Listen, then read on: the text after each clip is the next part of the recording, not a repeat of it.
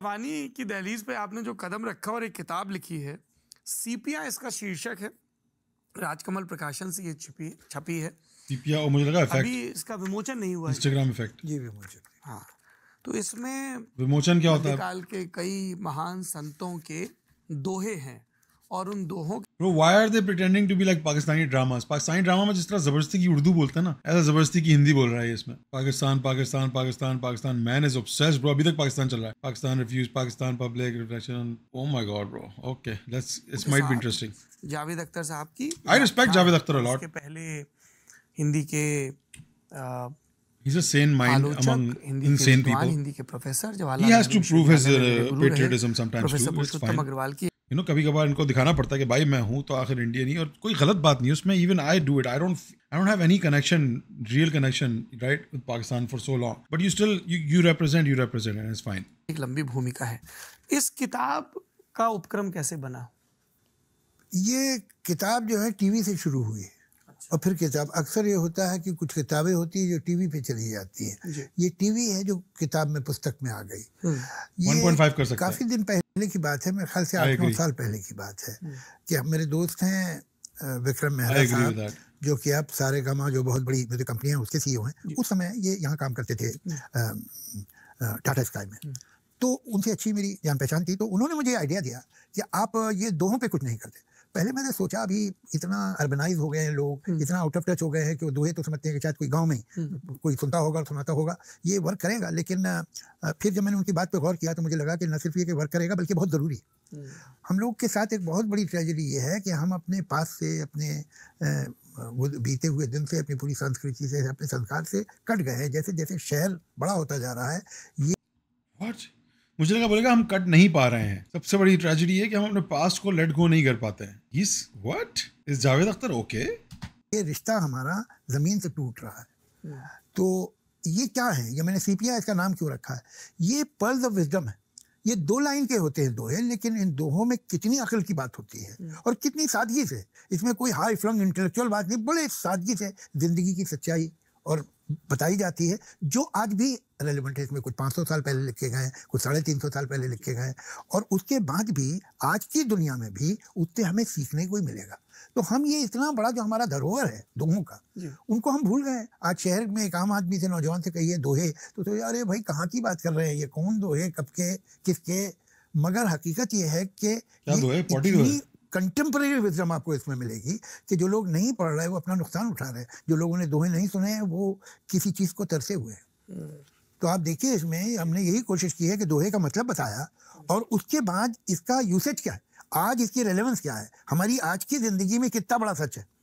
तो कितना नहीं होता, कितना होता है Javed sahab. Not to teach you but कितना क्या कर रहे हैं आप? ये आप जैसे महान इंसान अगर कितना करते रहेंगे तो रिस्पेक्ट कहाँ बचेगी फिर? लैंग्वेज की, लिंग्विस्टिक्स की रिस्पेक्ट भी तो कोई चीज़ है ना। आप राइटर है ना, कितना कहिए प्लीज। तो ये बहुत कमाल की एक विजडम है भरी हुई, इतना उसमें शऊर, इतनी अकल, इतना तजुर्बा, इतनी समझ, इतनी गहराई। तो ये तो हमारा हेरिटेज है, इसे हम छोड़ दें तो बड़ी दुख की बात होगी। अच्छा पड़ेगी साहब। अभी थोड़ी देर पहले भी आपने कहा कि लोग जानते नहीं है अपने अतीत के बारे में, इतना करो। आपको कौन से ऐसे व्यक्तित्व या कौन से ऐसे दौर हैं जिनके बारे में बड़ा रोचकता लगती है, यार इनके बारे में कुछ और पता चले, कुछ उस जमाने की चीजें पता चल जाएं? देखिए, कई बहुत ज़बरदस्त, जैसे गुप्ता पीरियड था, जैसे मौर्य पीरियड था और जैसे मुगल पीरियड था। गुप्ता पीरियड के बारे में बहुत कम लोग जानते हैं, मौर्य पीरियड बहुत कम जानते हैं। क्या हुआ, जो अशोक जैसा बादशाह उसने क्या किया, उससे पहले चंद्रगुप्त। मगर ये कि कमाल ये है कि उनके बारे में कम से कम गलत तो नहीं जानते ना, नहीं जानते हैं ज़्यादा, लेकिन गलत नहीं जानते। ये मुगल पीरियड ऐसा है जिसके बारे में लोग बहुत गलत जानते हैं। ओके। पहले तो उनको ये समझना चाहिए कि ओबामा जो है, उसका बाप कीनिया का था। मुगल से हम ओबामा पे पहुंच गए। Wait, what, did I miss something? पहले तो उनको ये समझना चाहिए कि ओबामा जो है, उसका बाप कीनिया का था और उसकी सगी फुफियां आज भी कीनिया में जिंदा हैं, उसके बाप की बहनें। ये आदमी अमेरिका में पैदा हुआ, इसलिए वो प्रेसिडेंट बन सकता था कि अमेरिकन यहाँ पैदा हुआ। ये जो राजे बादशाह थे, इनके तो दादा परदादा थे बाहर के, ये तो कभी बाहर गए नहीं। बाबर समरकंद से आया था और काबुल में दफन हुआ। हुमायूं वो भी कुछ दिनों रहा समझ, आप समझिए रियल मुगल पीरियड जो शुरू होता है वो शुरू होता है अकबर से। अकबर, ये बहुत बरस पहले एक टाइम मैगजीन में कोई लिस्ट आई थी 100 ग्रेट रूलर्स की, ग्रेट मैन की, तो उसमें 2 हिंदुस्तानी थे, एक गांधी एक अकबर। Oh. जिस वक्त यूरोप को सेकुलरिज्म का मतलब नहीं मालूम था, ये वर्ड ही नहीं सुना था कि क्या You know, that's what I mean when I said people were like, "Oh, you think Indians don't have a sense of humor?" Yeah, majority of Indians don't. Because like, yeah, I literally joked about it like, "सुन तो ले भाई, सुन तो, अरे भाई सुन रहा हूँ, पता है मुझे भी." Do you not understand? That's what I'm saying. So I hope that kind of sarcasm just goes sir से गुजर जाता है. Most of you guys. Composite culture क्या चीज होती है? तो ये तो एक दूसरे को स्टेज पे जला रहे थे जिंदा, प्रोटेस्टेंट और कैथलिक। उस वक्त एक आदमी हिंदुस्तान में न सिर्फ अपने एक्शन से बल्कि अपनी पूरी फिलॉसफी और थॉट से एक कॉम्पोजिट कल्चर और एक कॉम्पोजिट वैल्यूज पैदा करने की, जिसे आप सेकुलरिज्म कहते हैं, उसके लिए एफर्ट कर रहा था और सीरियसली एफर्ट कर रहा था। He was omnipotent king. उसके पास कोई कॉन्स्टिट्यूशन तो था नहीं, ना सुप्रीम कोर्ट थी जो उसे रोक सकती थी, ना कोई कॉन्स्टिट्यूशन था, ना कोई पार्लियामेंट थी कि खड़े होकर कहती साहब ये आपने कैसे किया। वो जो चाहता था कर सकता था। वो आदमी महाभारत फारसी में ट्रांसलेट करा के पूरे सेंट्रल एशिया में, चूंकि फारसी तो हर जगह थी, सब बोलते थे, वहां भेजता है। नल दमयंती ट्रांसलेट करवाता है। उसके दरबार में रिचुअल्स हैं, वो कितने हिंदुस्तानी रिचुअल्स हैं, क्या क्या है। उसका एक इबादत खाना, एक जगह बनाता है जहां पर ये आते हैं क्रिश्चियन गोवा से, ये इस्लामिक आलिम, हिंदू ब्राह्मण पंडित, बहुत बड़े बड़े, इनको सब में इनके साथ बैठ के बहस करता है, सवाल करता है। वो जवाब देते हैं कि व्हाई कांट वी हैव एक कॉमन प्लेटफॉर्म क्यों नहीं हो सकता है जिसमें सारे धर्म जो हैं अपनी। Akbar was doing all this. That's very surprising to me. I know he is known to be one of the kings जिसने outside of his religion शादी की, right? There's some dispute about that कि वो सच था कि नहीं था, but at least that kind of shows कि he was one of the more secular guys or more like open-minded guys. ये जगह हूँ तो उस वक्त जो वहाँ से आए थे गोवानी, उन्होंने कहा आप तो सारे धर्मों को एक समझते हैं। वो क्रिश्चियन थे, गोवा से आए, तो आप हमें इजाज़त दीजिए कि हम यहाँ चर्च बनाए। तो उसने दे दी। और नॉर्थ इंडिया में पहला चर्च आगरा में बना था अकबर के ज़माने में। ओके। तो ये आदमी जिसकी सारी पॉलिसीज रही, उसका एक बेटा था मुराद, 3 बेटे थे, 2 तो मर गए, दानियाल और मुराद। सलीम किंग बना। तो उसने अपने बाप को लिखा कि मुझे कोई ऐसी किताब दीजिए कि जिसे पढ़ के मैं जिंदगी और दुनिया को समझ सकूं। तो उसने महाभारत भेज दी उसे कि ये पढ़ लो तुम, अगर तुम ये समझ गए तो तुम दुनिया को समझ जाओगे। ये आदमी जिसका कमांडर इन चीफ मानसिंह था, जिसका फाइनेंस मिनिस्टर टोडरमल था, आज लोग उसकी इज्जत नहीं करते, उसे कहते लुटेरा था। अरे भाई, जहांगीर, शाहजहां, अकबर, ये जो लोग थे, ये देवर द रियल किंग। औरंगजेब की बात बाद में करेंगे। ये जो है और करेंगे जी जी, कि इनके जमाने में Hindustan was the richest country. तो ये लुटेरे थे और लूट के कहाँ ले जाते थे, इनका तो बाहर से कोई संबंध नहीं था। तो इनके बारे में जब मैं सुनता हूँ बुरा, तो मुझे अच्छा नहीं लगता। आप एक और बात बताऊँ, अकबर की जो क्वीन थी, वो तो खैर हैरम तो होती थी सारे बादशाहों के, वो किसी भी धर्म के हो, लेकिन और महाराजाओं के भी होते थे, जो बाद में even in late 19th century and 20th century, early 20, ये महाराजाओं के भी होते थे जी। तो जो क्वीन जो थी, हरकाबाई, जोधाबाई नहीं, जोधाबाई तो एक फिक्टिशियस नाम आ गया, मिथ है ना? I heard something about it recently. जो क्वीन जो थी हरकाबाई, जोधा, अकबर में Jodha is not even real. Jodha Bai नहीं, जोधाबाई तो एक हरकाबाई, फिक्टिशियस नाम, हरकाबाई, उनका नाम था हरकाबाई। हरकाबाई का बेटा था सलीम। सलीम जो शाहजहां था, सलीम का बेटा, उसकी माँ का नाम था जगत गोसाई। फैक्ट ये है कि शाहजहां की रगों में 75% राजपूत ब्लड था। ये तो एक हुआ।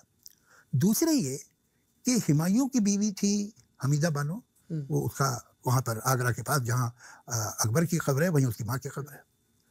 जहांगीर की बीवी थी नूरजहां, उसकी ग्रेव लाहौर में है। शाहजहां की बीवी थी मुमताज़ महल, उसकी ग्रेव ताजमहल के अंदर है। औरंगजेब की बीवी थी, उसकी खबर है बीबी का मकबरा वहाँ जो साउथ में है। अकबर की महारानी का, क्वीन का कब्र कहाँ है? और जगत गोसाई की कब्र कहाँ है? कहीं नहीं। जगत गोसाई की छतरी है इलाहाबाद के पास एक गांव में। They never converted. जो छतरी परंपरा में होता है कि नदी के किनारे एक छतरी बना दी जाए, छतरी बनाई जाती है जहाँ आपकी चिता जले, जी वहाँ छतरी। तो ये दोनों जो है इनका कन्वर्जन नहीं कि जिन्होंने अपनी उन बीवियों को जिनके बच्चे किंग बने उन्हें कन्वर्ट नहीं किया, तो बोलते हो तलवार से सबको कन्वर्ट कर रहे थे। सब बकवास है, झूठ है। मतलब जहांगीर के जमाने में सर थॉमस रो नाम का एक आदमी जो कि किंग ऑफ इंग्लैंड ने भेजा था, सूरत आया, परवाना लेके आया था, परवाना लेके, और वो किंग से मिलना चाहता, तो अजमेर में उसकी मुलाकात हुई किंग से। दोस्ती इसलिए हो गई कि दोनों शराब के बहुत शौकीन थे, जहांगीर और उसकी। इजाजत दे बेचारा, अल्टीमेटली उसे मिल गई कि इंडिया से वो ट्रेड कर सकते हैं। और ये अकेला नहीं आया था भाई, डच भी आए थे, फ्रेंच भी आए थे, इवन स्कैंडिनेवियन कंट्रीज के लोग भी आए थे। तो ये यहाँ साइट सीइंग के लिए तो आया नहीं था, तब तक ताजमहल तो बना नहीं था जो उसे देखने आ रहे हो। साइट सीइंग के लिए क्यों आ रहे थे? Because it was the richest country. और थॉमस रो ने जो वापस लिखा है वो एक इंडिया ऑफिस नाम की एक जगह है लंदन में, जहाँ आप जाएं तो शायद 10 पाउंड या कुछ ऐसा लेते हैं, और वो आपको जो भी पेपर देखने हो, इसलिए सारे सरकारी पेपर तो उन्होंने संभाल के रखे। तो थॉमस रो ने लिखा कि अगर इस एम्परर ने हमको इजाजत भी दे दी ट्रेड करने की तो हम इन्हें बेचेंगे क्या? इन लोग के पास तो सब कुछ। एवरेज इंडियन का स्टैंडर्ड ऑफ लिविंग एवरेज अंग्रेज से कहीं अच्छा है, हम इसको क्या दे सकते हैं? ये 400 साल पहले की बात है, जिनके बारे में ये बोलते हैं लोग कुछ कि ये प्लंडरर थे। तो ये मुझे बहुत अफसोस होता है। हमारे तो बहुत अच्छे पीरियड रहे, बहुत बड़े पीरियड, लेकिन ये पीरियड अच्छे होने के बाद बदनाम है, ये मुझे ठीक नहीं लगता। Well, you can thank Islamophobia for that. लेकिन बहुत कौतूहल रहता है Maurya empire. You know why that is? Because of Islamophobia. Like everybody understands that, right? Just because they're Muslims, there's like hate associated with it. की तो बात कर ही रहे थे। अब देखिए उसका एक तो बहुत बड़ा प्रॉब्लम ये है कि हमारी ये जो मोहनजोदारो हड़प्पा हैं, इनकी जो स्क्रिप्ट है वो आज तक डिसाइड नहीं पाई। मैं अभी पढ़ना चाह रहा था कि क्या अभी तक वो कोशिश जारी है कि नहीं है। जारी है। इसके बारे में थोड़ा बहुत आपको ये जो मेसोपोटामिया में जो लैंग्वेज होती थी, मैं उसका नाम भूल रहा हूँ, क्या नाम लैंग्वेज थी, उसमें तक्षशिला वगैरह के बारे में दिख रहा है। लेकिन हम सिर्फ एक जगह के सोर्स से तो हिस्ट्री नहीं, कंटेम्प्रेरी हिस्ट्री जो आप हिस्ट्री का सही माने में आप तब मानते हैं जब डिफरेंट सोर्सेज से एक बात मिले। तो सुमेरियन लैंग्वेज में इन जगहों का जिक्र है, लेकिन सिर्फ उन्हीं में, उसके अलावा कहीं नहीं मिलती। और ये इतने बरसों से कोशिश कर रहे हैं, लेकिन अभी तक वो तसल्ली बख्श नहीं। अनलाइक इजिप्ट, इजिप्ट की जो एंशिएंट लैंग्वेज थी जो वहाँ के पिरामिड्स पे लिखी हुई थी, और सब जगह जो मोहनजोदाड़ो स्कूल्स लेके जाते हैं टूर पे बच्चों को, क्लास 6-7 में I think when you start learning about history, so you go on field trips to Mohenjodaro. It's in Sindh, it's not that far from Karachi. पे बड़े बड़े उनके लगते थे, बोर्ड लगते थे पत्थर के, उस पर खुदी हुई, वो हो गई डिसाइफर। और बड़े इंटरेस्टिंग वजह से हो रोज़ेटा स्टोन कि वो सब खुदाई हो रही थी। जर्मन ने काम शुरू किया दुनिया में एक्सक्यूवेशन का, आर्कियोलॉजी का। तो वो वहाँ उस एरिया ही में जेरूसलम के आसपास खोद रहे थे, और वो छोटे छोटे पत्थर टुकड़े मिल रहे थे जमा कर, तो एक जगह ढेर लगा हुआ था। उधर से ये आर्कियोलॉजिस्ट गुजरा, उसकी नज़र एक टुकड़े पे पड़ी, उसने कहा निकालो तो दिखाओ। वो हाईवे का कोई सड़क का पत्थर था जिसपे डायरेक्शन लिखी थी कि किधर कौन सा रास्ता किधर जाता है, और वो 4 लैंग्वेजेस में लिखा था। उनमें से एक हिब्रू भी थी, हिब्रू ये जानते थे, उसकी मदद से इन्होंने ये लैंग्वेज, ये अक्षर ये है, अक्षर है, वो एक पत्थर का टुकड़ा जो वहां मिल गया था उससे वो देता शुरू। तो अब ये सब कुछ पढ़ सकते हैं जो कुछ पिरामिड में लिखा हुआ है या दूसरी जगहों पे दीवारों पे लिखा है खोद के, they can read anything. Unfortunately हमारा अभी तक नहीं हुआ, लेकिन आई होप किस दिन हो जाए, इसलिए कि कितना बड़ा चैप्टर वो मोहनजोदारो के हड़प्पा के बारे में पता नहीं लोग कितना जानते हैं।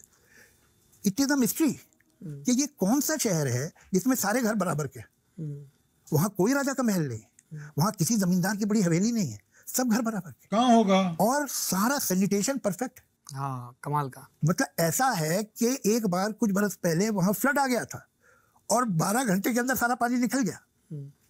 मतलब आज भी वो वर्किंग कंडीशन में बचा हुआ है, कई हजार साल पुराना।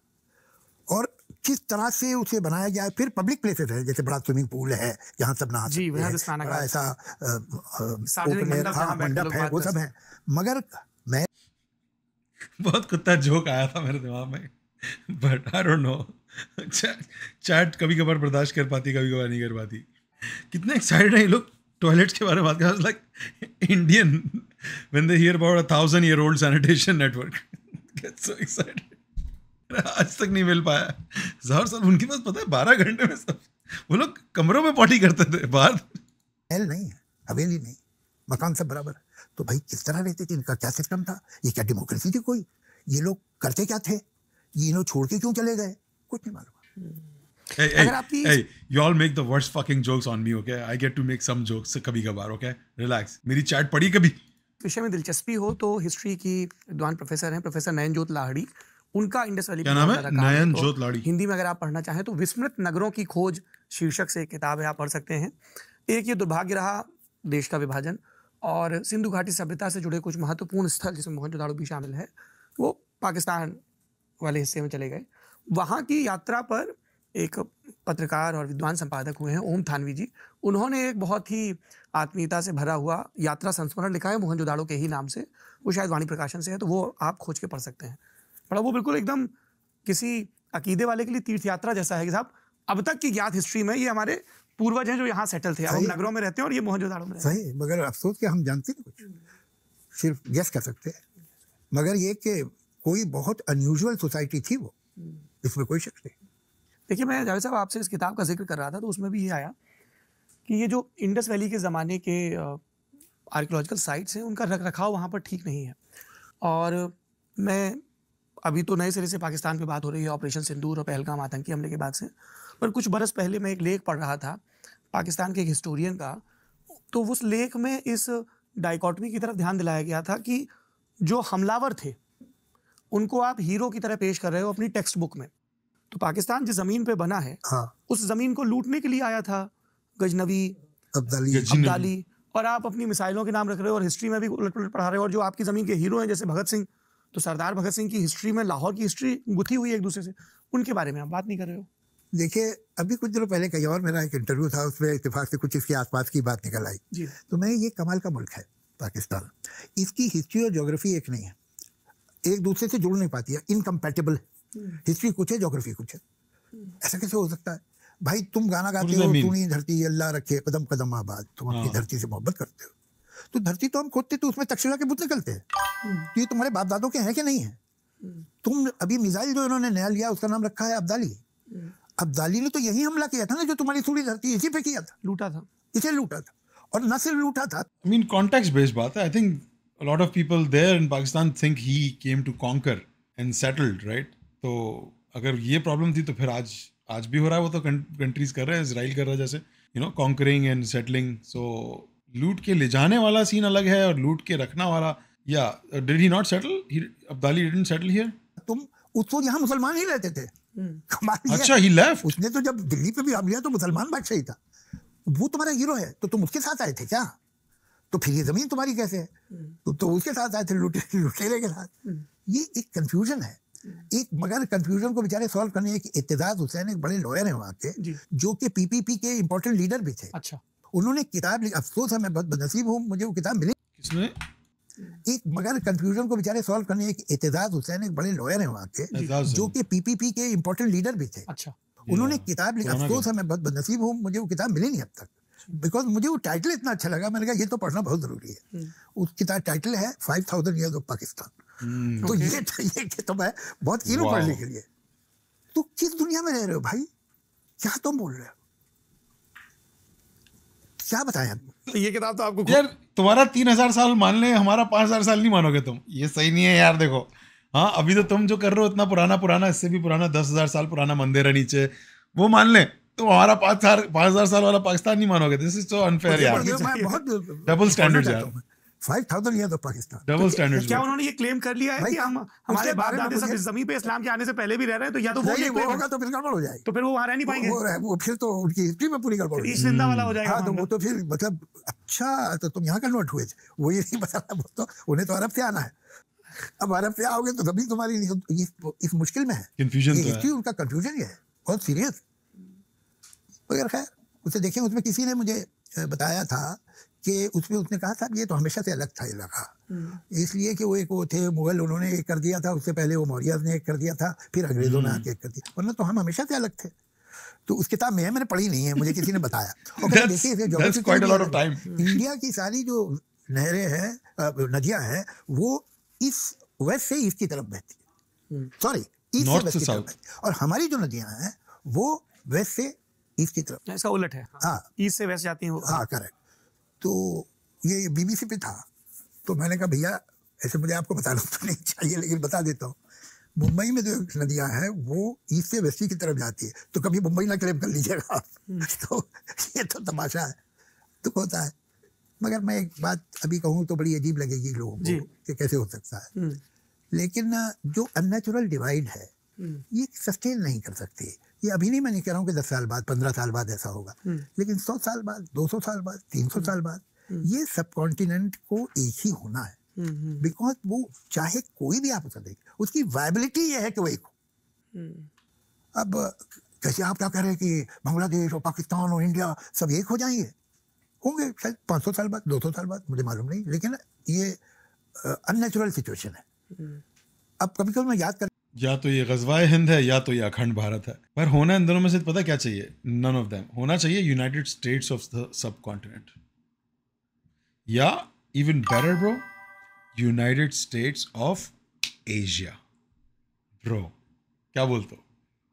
साउथ एशियन यूनियन श्योर, पर I want United States of the subcontinent. United States USOTC, USOT, USSA, United States of South Asia. I like that. United States of Asia, USA. Let's go baby. कल America कहता था तुम कौन हो, आज हम कहते हैं साला तू कौन है। USSA लग रहा है अच्छा मुझे। वैसे सपने देखने बंद करो, सपने देखने बंद कर दिया तो जिंदा रहने का फायदा क्या है? तसल्ली देता हूँ कि भाई ये अननेचुरल सिचुएशन है। अब कभी कभी मैं याद करके को तसल्ली देता हूँ कि भाई एक मगध स्टेट थी और एक थी अवंती। अवंती वहाँ थी जहाँ मध्य प्रदेश है, और मगध वहाँ थी जहाँ बिहार है, और उनमें जानी दुश्मनी थी, जानी दुश्मनी थी। आज हमको ना अवंती मालूम है ना मगध मालूम। वक्त के उस वक्त आप किसी से कहते हैं, उस समय जब ये इनकी दुश्मनी थी, कि आपको मालूम है कि अवध और अवंती एक हो जाएंगे, मगध और अवंती, तो कौन मानता? लेकिन मुझे ऐसा लगता है कि it is basically an unnatural divide. उसको कोशिश करके, इधर भी कुछ लोग हैं ऐसे, उधर भी कुछ लोग हैं, तो उसे दूर करते हैं एक दूसरे से, लेकिन वो उसका जो असली नेचर है जिंदगी का, और इस सब कॉन्टिनेंट की डिमांड है अंदर से उसकी ज्योग्राफिकल, हिस्टोरिकल, वो हो सकता है कई सदियां लगे, लेकिन होगा यही। आपने जिक्र किया ये अननेचुरल डिवाइड का। 16 अप्रैल को ओवरसीज पाकिस्तानीज को एड्रेस करते हुए इस्लामाबाद में पाकिस्तान की फौज के मुखिया, अब तो उनको राम जाने किस वजह से फील्ड मार्शल बना दिया गया है, या जबरन उन्होंने बंदूकें लगवा के बनवा लिया है, राम जाने। आई थिंक आप भी जानते हैं sir. I think everybody knows. I think a lot of people know. I think Singapore knows, Bloomberg knows, I think a lot of people knows, I think French24news.com knows. There's a lot of people that know why. क्योंकि वहाँ तो ये भी हो जाता है। तो उन्होंने कहा कि हम अलग हैं, हम हिंदुओं से अलग हैं, हम अपने बच्चों को पाकिस्तान कहानी सुनानी है ताकि उन्हें याद रहे कि हमारे बुजुर्गों ने सोचा था कि हम हिंदुओं से ज़िंदगी के हर पहलू में अलग हैं, धर्म अलग, परंपराएं अलग, सोच और आकांक्षाएं अलग, दो कौमी सिद्धांत की नींव थी, जिससे साबित होता है कि हम दो अलग कौमें हैं, एक नहीं। आप दुनिया में कहीं भी रहें, याद रखें आपकी जड़ें एक महान सभ्यता, ऊंचे विचार और गर्व से भरी पहचान में है। हमने कभी मुसीबतों के आगे झुकना नहीं सीखा और ना कभी। Bro, just give a free translation. ये उस फौज के क्या है वो, अभी तो कुछ और field marshal. I have no idea that's what he said in the speech. Bro ने हिंदी ट्रांसलेशन कितनी खतरनाक करके सुनाई है। मैं ये नहीं कह रहा हूँ कि भाई डिजर्व करता है कि नहीं करता है, is it rightfully earned? I'm not talking about that. I'm saying बोल रहे हैं राम जाने क्यों भाई हो गए, जिसके 93,000 सोल्जर्स ने। दोबारा सुनना है मुझे। उस वक्त आप किसी से कहते हैं, बहुत हिंदी ट्रांसलेशन, जब इनकी दुश्मनी थी। पाकिस्तान की फौज के मुखिया, अब तो उनको राम जाने किस वजह से फील्ड मार्शल बना दिया गया है, या जबरन उन्होंने बंदूकें लगवा के बनवा लिया है, क्योंकि वहाँ तो ये भी हो जाता है। तो उन्होंने कहा कि That's true. हम अलग हैं, That is true. हम हिंदुओं से अलग हैं, हम अपने बच्चों को पाकिस्तान कहानी सुनानी है ताकि उन्हें याद रहे कि हमारे बुजुर्गों ने सोचा था कि हम हिंदुओं से ज़िंदगी के हर पहलू में अलग हैं, धर्म अलग, परंपराएं अलग, सोच और आकांक्षाएं अलग, दो कौमी सिद्धांत की नींव थी, जिससे साबित होता है कि हम दो अलग कौमें हैं, एक नहीं। आप दुनिया में कहीं भी रहें, याद रखें आपकी जड़ें एक महान सभ्यता, ऊंचे विचार और गर्व से भरी पहचान में है। हमने कभी मुसीबतों के आगे झुकना नहीं सीखा और ना कभी झुकेंगे। अब वो ये दावा कर रहे हैं। ये उस फौज के क्या है वो, अभी तो कुछ और फील्ड मार्शल हो गए, जिसके 93,000 सोल्जर्स ने सरेंडर किया था। दुनिया की हिस्ट्री में कभी 93,000 सोल्जर्स ने सरेंडर नहीं किया है जी। ये बता रहे हैं, हम कभी झुकते नहीं। I mean, in their defense, bro, not the same army anymore, which is something to be really worried about. Because I heard something about this, right? इस बारे में बात एक हो रही थी किसी पॉडकास्ट में, and they made a very interesting point. They said कि भाई देखो, ये जो 93,000 सरेंडर हुए थे ना, इसमें आप सिर्फ इस पे फोकस नहीं करो कि हाँ भाई 93,000 सरेंडर, श्योर, पर ये क्यों हुआ? कौन सी आर्मी दूसरी आर्मी के 93 सोल्जर्स को जाने देती है इतनी आसानी से, राइट? वो आर्मी जिस आर्मी से वो दूसरी आर्मी निकल के आई है, they used to be the same army like 20-30 years ago, bro. 20-30 साल में बदलती हैं चीजें, ज्यादा नहीं बदलती थी उस वक्त, not like after 2000s, right? अब तेजी से बदलती चीजें। Back then things used to stay the same. So the people that surrendered were their own, like the armies knew each other, the generals knew each other, the soldiers had connections, they served and trained in the same academy, same battlefields, so they all knew each other on a very deep rooted level. Separate हुए थे 20-30 साल पहले, पर जानते थे एक दूसरे को। अभी तक आर्मीज इतनी अलग हुई नहीं थी क्योंकि सेम आर्मी से 2 आर्मीज बनी थी, so वो सेम लोग ही थे। It's like seeing your old friend in the battleground, right? That's why they didn't kill the Pakistani soldiers. That's why Pakistani soldiers were okay surrendering to them. कि ठीक है, it looks like you guys have taken us over, you know, you are much stronger at this point, we will surrender. That's how the surrender came around, right? Because it was very mutually understood कि we can't annihilate each other. एक दूसरे को हम completely नहीं तबाह करते, हम जानते हैं एक दूसरे को, we're all humans. We'll give you the opportunity to surrender, and then Pakistani side was like, we'll take the opportunity to surrender instead of dying, fighting and killing each other when we know each other. अब की जो army है, पाकिस्तान की army, वो different है। वो नहीं जानती अब इंडियन आर्मी के लोगों को, इंडियन आर्मी को उस तरह जिस तरह 1971 की आर्मी जानती थी। ये बात मैंने ये बात सुन के मेरे दिमाग में अचानक से परेशानी, I was like, oh my God, he is right. This time around it won't be like that. This time around things can be crazier, right? So he is not the leader of the same army, सबसे पहली बात। दूसरा, चौड़ा होना एक तरफ और चौड़ा काम करके दिखाना दूसरी तरफ होता है, right? Anyway, let's keep watching. और क्या बोला? 93,000 सोल्जर्स ने सरेंडर किया था दुनिया की। Sam Manekshaw's interview about this, he was against giving those 93 soldiers back without anything in return. He criticized Indira Gandhi for the Shimla agreement. So you can criticize your politicians as much as you want, but you need to understand behind the scenes only establishment makes the real decisions. वो establishment हमेशा military complex से ही आती है, political complex से नहीं आती है. Politicians are there to puppeteer the public into supporting the army. ये बात हर country के लिए 100% सच है. कोई country नहीं है ऐसा इस दुनिया में जो आज survive कर पाएगा अगर वो ऐसा काम ना करे, इस चीज़ को follow ना करे. You can just, go on a chest thumping session कि we're the biggest democracy. America can say कि we are the most, democratic nation in the world, but they all make their international policies and decisions based on what the establishment wants, and the establishment is always made of the military complex, right? Sometimes corporate influence also plays a part there. तो वो जो, like I said अभी थोड़ी देर पहले, जो surrender जो आया था वो इसलिए नहीं आया था कि इंदिरा गांधी ने हाँ बोल दिया था। इंदिरा गांधी से बोला था कि हाँ बुलवाना है क्योंकि हमारी बात हो गई है आपस में.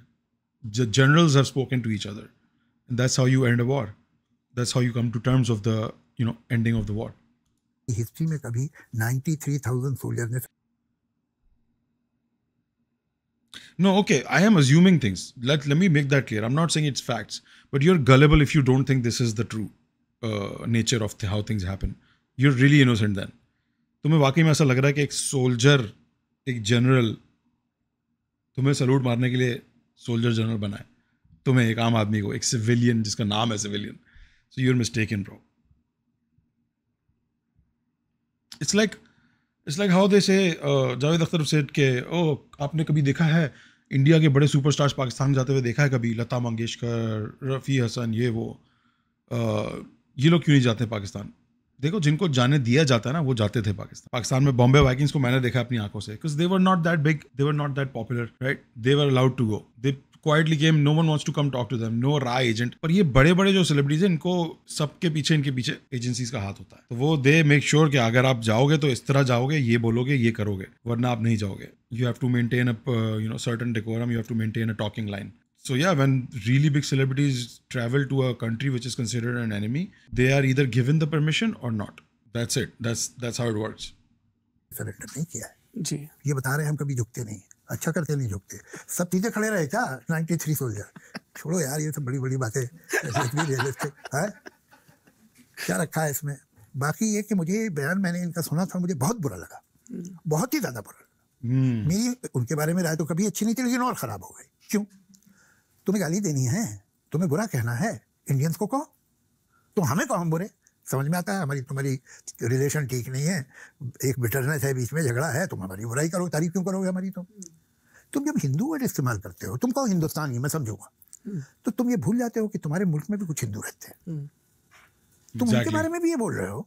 एग्जैक्टली. अपने सिटीजन्स के बारे में तुम किस तरह के आदमी हो? तुम ये कहो हिंदुस्तानी बहुत खराब होते हैं, मेरी समझ में आएगा कि तुम इसके अलावा क्या कह सकते हो। तुम जब हिंदू लफ्ज इस्तेमाल करते हो तो तुम भूल जाते हो कि सिंध में, बलूचिस्तान में आज भी बहुत हिंदू रहते हैं। 2 मिलियन से ज्यादा। तुम उन्हें कैसा लगेगा? उनकी तरफ तुम्हारी कोई जिम्मेदारी नहीं है, उनकी फीलिंग की, उनके एहसास की तुम्हें कोई इज्जत नहीं है। किस तरह के आदमी हो भाई तुम जब अपने ही लोगों की इज्जत नहीं कर सकते, हमारी क्या करोगे?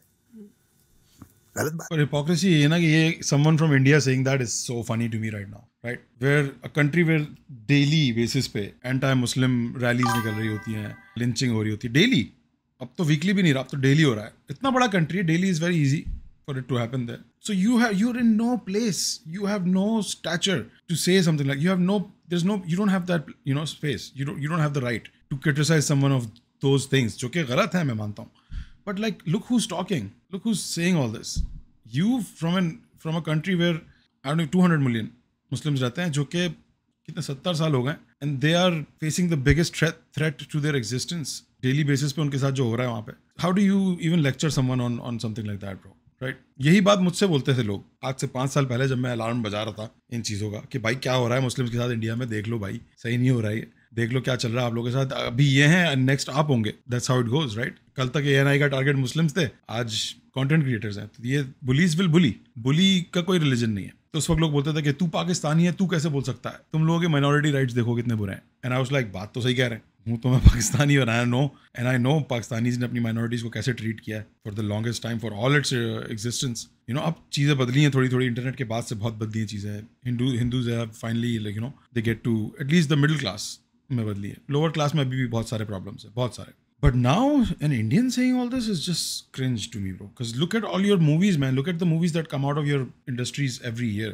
साल में 2 से 3 इस्लामोफोबिक फिल्में बनती हैं। पहले आपके पास अमर अकबर एंथनी जैसी फिल्मों का टैक्स ब्रेक इशू करती थी गवर्नमेंट। शायद जावेद अख्तर ने ये बात की है शायद, हाँ, उसका टैक्स ब्रेक देती थी कि इस पर टैक्स फ्री है, जाके देखो ये यूनिटी। आज आपकी कौन सी मूवीज़ हैं? कश्मीर फाइल्स, प्रोपेगेंडा मूवीज़, उस पर टैक्स फ्री टिकट है कि जाओ ये देखो, जिसमें आपको ये सिखाया जाएगा कि मुसलमान कितने बुरे थे, मुसलमानों को नफरत करनी चाहिए, राइट? सो ये तो आपकी भी पॉलिटिक्स चल रही है वहाँ पे, तो क्या बोल सकते हैं। But yeah I agree with him on what he is saying about the speech.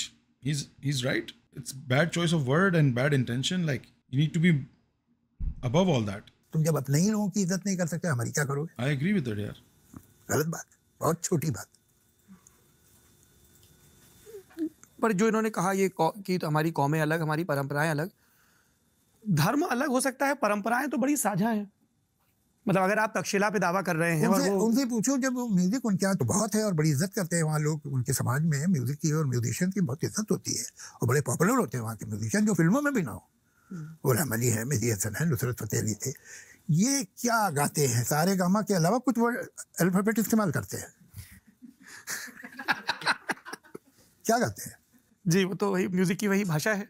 ये पॉसिबल नहीं है, ये पॉसिबल ही नहीं है। वो जड़ें इतनी गहरी हैं उस कल्चर की, वो तुम निकाल नहीं सकोगे। हिंदुस्तान में भी कुछ लोग हैं ऐसे जो उसे निकालने की कोशिश करते हैं जड़ों को, वो नहीं निकलने वाली है। कुछ लोग uncle minimising what's going on right now, कुछ लोग हो ही नहीं सकते। भाई पूरे सिटीज के नाम बदल दिए हैं, ट्रेन स्टेशन से उर्दू लैंग्वेज हटा दिया है। क्या बातें कर रहे हैं जावेद साहब, आप अपने बड़ी उम्र के होने का फायदा उठा रहे हैं क्या?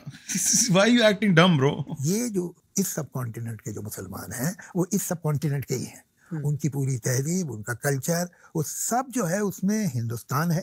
और ये भी सच है कि क्योंकि एक स्टेज पे बाहर इंडिया की आर्मी ने कब एंटी मुस्लिम बोला कुछ? आई don't think Indian army would ever से something like that. I doubt it, I highly doubt कि वो कभी भी रिलीजन के बारे में कमेंट भी करेंगे। They will do cosmetic work, जैसे उन्होंने मुस्लिम कमांडर को बिठाया लाके और एक और बंदी, और ये वो उनको आता है अच्छा, प्रोपेगेंडा करना आता है अच्छा, they very good at it. So great job at image building. They do that pretty good, but they don't comment on religion, and they're very professional with that shit. So I never expect Indian Army to do that. I don't think they will. बाहर से लोग आए थे तो वो भी कुछ culture लेके आए थे, वो भी इसमें शामिल है। कुछ अपना भी है, कुछ इधर का भी है, कुछ बाहर का इन्फ्लुएंस है, वेस्टर्नाइजेशन भी है। तो आप इसको ऐसे कल्चर को निकाल के चीजें थोड़ी फेंक सकते हैं, वो पॉसिबल ही नहीं है। तो मैं गाना तो सारे गामा पे ही पड़ेगा, कुछ भी कर लो। तो तुम्हारी फोकलोर क्या है? वही है जो इंडिया की है।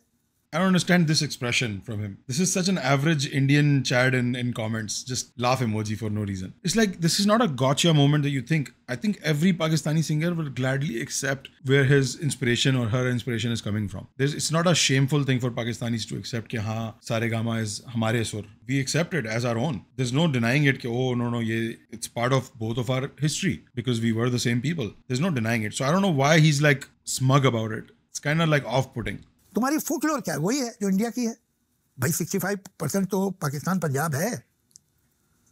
तुम्हारी फोकलोर क्या है? कॉमन है।